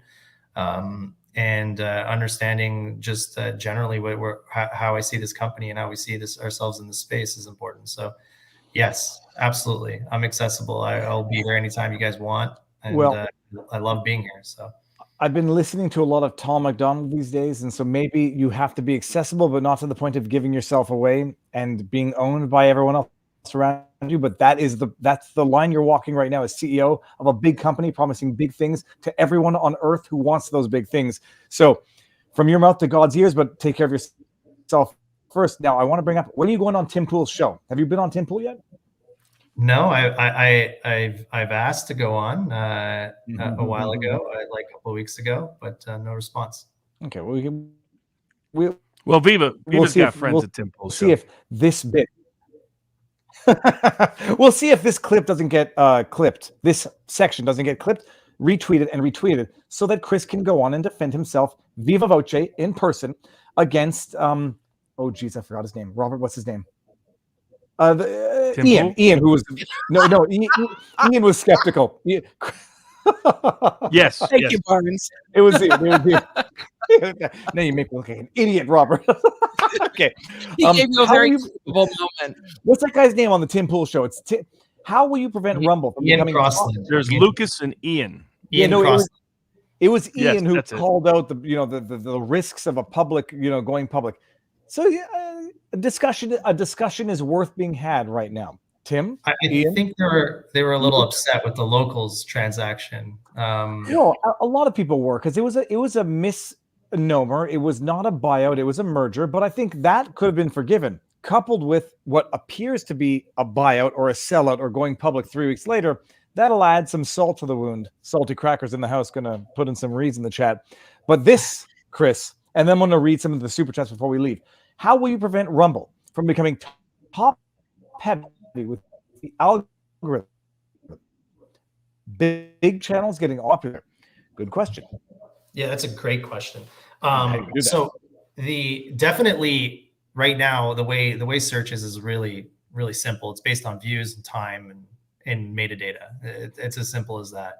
When we launch this new app, we're really going to push this swiping feature where it really goes through content that people like based on ratios, not based on views. So the likes and the dislikes are going to matter. And kind of YouTube walking away from likes and dislikes. I think we're going to really, go in on that big time to kind of identify different content and make it discoverable in the app. So that is to be coming in a couple months, and I look forward to that. And I think that will help. But as of right now, the search and all that stuff is definitely based on views and metadata and time. So that will get top heavy and until we figure something else to make other things more discoverable on that front. But right now, it's like the KISS model: keep it simple, stupid. We don't want to have crazy algorithms in search. That's kind of what is our competitive advantage right now. So we'll lean into staying away from the algorithms on that front. But I do think that we'll have some cool discovery tools in the app that could help on that front. One question that was asked a lot was, and I get this asked randomly, how, if people are interested in working for Rumble, how is there a place they can go to submit their resume, find out whether they have a skill set that fits what you're looking for? What is the easiest place for them to go to do that? Yeah, absolutely. You go to corp.rumble.com and there's a link there to submit your resume, or you just email jobs@rumble.com. We have someone monitoring that account, looking for talent, and we're hiring quite a lot. I brought up a chat about B Corp. Look, in my limited experience, and I've had experience with B Corp. B Corp is BS, and it is about filling out checks in a box, and it's effectively like certifying charities that don't actually do anything charitable. That's my humble opinion. Don't quote me on it, but you can quote me on it. It's just my opinion. Mark Koch. I don't know if that. Okay, I'm so cynical now. That's a legit last name, and now I've had dirty thoughts. But thank you very much, Mark. The internet made that. I'm going to read a few super chats before we go for the evening. This is from. I said your spotty internet made that interaction a lot better. It was pretty funny. Oh Jesus! So and the kids are off the internet now, so it is just Canada falling to the technological overlords. Yeah, Winston is my spirit. Winston is my spirit animal. Says you should have a creator liaison as a member of your board that is elected by creators. Very interesting. Pensive says, you asked how Facebook and Twitter changed from waving the flag of open internet. It was the employees. They came from the colleges, indoctrinated activists, and simply fought for change. Legitimate. I got the Rumble rants. Mark Koch, back in the house. Coach, or Koch. Viva, saw this one. We already brought this one up. Ads brought money. Bullies used advertisers as levers to change policy. Follow the money. That is from Mike Riendo, who I believe is from the neighborhood. And then we got Quicks. Searchability, transparency, removes some speculation. What sort of weighting does Rumble provide to search? Any open sourcing code? So I don't understand what I'm reading right now. Side note, do you need information security professionals? That's a good question. Chris, do you have an answer to that question that I don't even understand what I just read? Yeah, I think I understood. I think I just answered that, though. Is that a question about how our search functions? That was. I would have to reread that question, and that would involve opening my phone and going back. Yeah, if it does, I'll answer that really quickly. Like I said, it was it's very based on views right now, in the time of the video and the metadata. It's a basic type of search function. It's not anything unique, and that's how it kind of goes. We display our search results right now, and then also you have to select the right license in order to get indexed. You won't get indexed on every license that you choose. Chris, I don't want to read it out loud. Any such requirements? I mean, you're operating in Canada, so you might, but COVID prevention requirements to work there? Does Rumble have a vaccine mandate for employees? Robert cuts right to the chase. No, I've never asked anybody. I've never asked anybody. I never will. Yeah, imagine treating people's medical information as private. It used to be something in this country. Robert, we'll talk about it on Sunday, but in New Brunswick, the government has suggested that they are open to banning the unvaccinated from getting groceries. But don't worry, you have other means of getting your life-saving essential items. Foobard, Canada's Foobard. Rolf Peterson says, if, as I once thought, the greatest use of the practice of law is explication of truth, I would expect such a practice to be at the basis of any powerful, useful platform. Without the Constitution and rule of law, any such endeavor will fail, in my humble opinion. All right. So, I mean, what's going to be Rumble's Constitution? Say that again, Emily. I talked over you. Sorry. They've already said it publicly in the sense of the public commitment to this to the market, which I think is mostly not understood because very few people are familiar with it.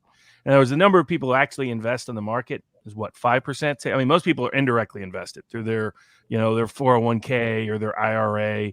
They're not, the number of people who are daily active in the market's a very small percentage. And then the number of people who understand fully the legal consequences of the statements that Rumble made.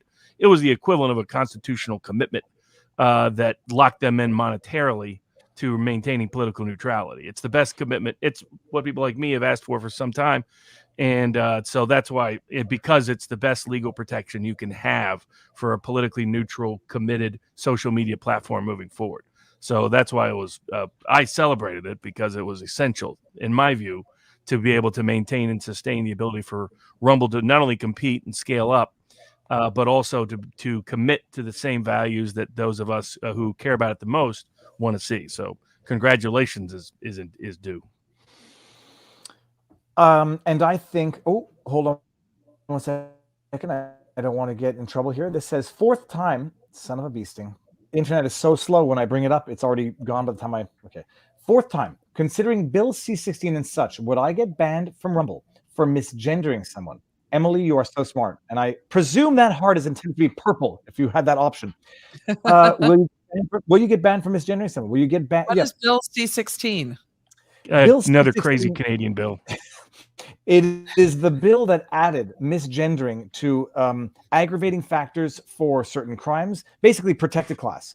And it added gender identity to protected class constitutional freedom. And most importantly, allowed self-definition for that. In other words, whatever the victim's definition of their gender is what governed. Because that was Jordan Peterson's original debate. He was like, "Well, who defines the gender? Does somebody subjectively dictate to me what gender they are, or does biology dictate, or something else dictate?" And to be even more fair to Robert, who might think he's being antagonistic, when you're gender fluid, the literal designation can vary on a day-to-day basis. And I'm not saying that to be glib. That's the actual. It's true. It's purely subjective. It's pure someone else's subjective interpretation of their gender. And if you don't recognize it or respect it, you can be punished. But to my knowledge, Rumble has no policy on that. But Chris, if you misgender someone, if someone claims that they're being harassed for misgendering, how does Rumble respond to that? To be honest, I don't think we've ever dealt with an issue like that, and I don't think we would misgendering. If it's law in Canada, I think we'd have an obligation to do it, but I'm not familiar with this at this point. To which you're going to see a bunch of comments: get out of Canada and get into a place that does not have these laws. And in fairness, in Canada, we've talked about it. It's not quite as clear cut as misgendering goes to human rights violations. They're playing games with the law up there. So what is next? I mean, look, we'll cut it now or sooner than later, but what's next for Rumble? What can people expect? Bottom line, where can they reach you? Where can they apply? Where can they advertise through? If they have questions for advertising, employment, subscription, where can they find everything that is Rumble? Yeah. So in Q1 next year, we're going to have a big rollout, which I can't wait for. We're going to be launching our new app on iOS, our new app on Android, our new TV apps on Apple, Roku, all of them. So I'm really excited about that. It's going to be a complete. I know a lot of people complain about our interface. That's coming to an end, hopefully. There are some screenshots in our deck that's out there that you can look at to see what it looks like. I think it looks pretty cool. We're pretty excited about it. So that rolls out, and we'll definitely, you'll see that probably late Q1 kind of rolling out on each device. You can find our apps on the iOS store currently, Android stores, all the not all the connected TVs, but the main ones: Roku, Amazon, Apple, Android. I guess the latest news is that we're looking to combine with the CFEI, and hopefully that pending approval that should be done next year, sometime next year. And then we'll have $400 million to go out there and really build that infrastructure that we've built up quite a bit of it, but really kind of expand on that and really go after a lot of creators, bring a lot of creators onto our platform, invest in a lot of these creators, and bringing and creating new content, and obviously integrating locals in a better way is exciting to us as well. So yeah, I'm looking forward to 2022. It's going to be an interesting year, to say the least, in terms of what we can do, but it'll be a telling year for sure. And I don't want to forget this, payment processors. I know that Locals uses Stripe, Rumble uses PayPal and other, so that you don't get stuck getting cut off by payment processors who don't like your politics anymore. How do you hedge against that? There's something coming that we'll update everybody on in short order, but we are very aware of that being a potential issue for some creators, and that's something that we're going to be able to provide some more choice for. Now, obviously, a lot of people are going to want to continue to use Stripe, because they built a lot on there. It'll be your choice whether you want to diversify that and use something else, or continue to just only use Stripe. But we want to provide another choice where you can feel more safe and secure, and also just provide more choice for the creator to choose. All right, people. Robert, Emily, did we not get to anything tonight? I think we covered it quite a lot. Okay, everyone in the chat. I didn't get to all the super chats, and I think I got to all the Rumble rants, but thank you very much for the support, for the questions. Anybody says that this was a PR for Rumble, easy questions, bullcrap. In as much bullcrap as LeBron James saying that Kyle Rittenhouse was fake crying, bullcrap. So I actually I hope Chris and I are still friends. But jokes aside, everyone in the chat, thank you very much for the support, for the questions. Chris, Emily, Robert, stick around. We'll say our proper goodbyes. Everyone else, stay tuned.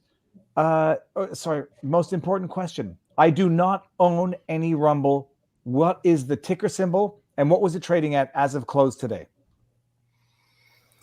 Well, it's we're planning to merge with them. We're not merged yet, but it's the SPAC that we're looking to merge with is CFVI, and I think it closed at around $15 today. Okay. And the closing should be announced when, to the extent that it happens? Pending approval, it should be, I don't know there's not an exact date, but sometime next year. Okay. And that might have been the one question I probably should not have asked, because it might have required confidential information that I do not have, that I don't know if you're allowed to disclose. Okay, people, you know where to find everything. Emily, we might have to get you on Rumble. Everyone in the chat, thank you very much again. We will all say our proper goodbyes and until Sunday. Emily, actually, I'm sorry, you have to plug yourself before we leave here. Where can people find you? You guys can find me over at the Emily D. Baker, all over the internet. I am on a personal crash course to 200,000 over here on the YouTubes before the end of the year, which, is a personal mission. I also have the Emily Show on all your favorite podcast apps, which is a top 3 entertainment news podcast. So that is where you can find me, the Emily D. Baker. Sometimes I'm on the Twitters, sometimes on the Instagrams, always on the YouTubes. And Robert, where can people find us? At Viva, BarnesLaw.locals.com. All right, peeps. And with that, enjoy the evening. We will see you, if no later than Sunday, but probably earlier. Peace. And I'm going to end this. I have to end the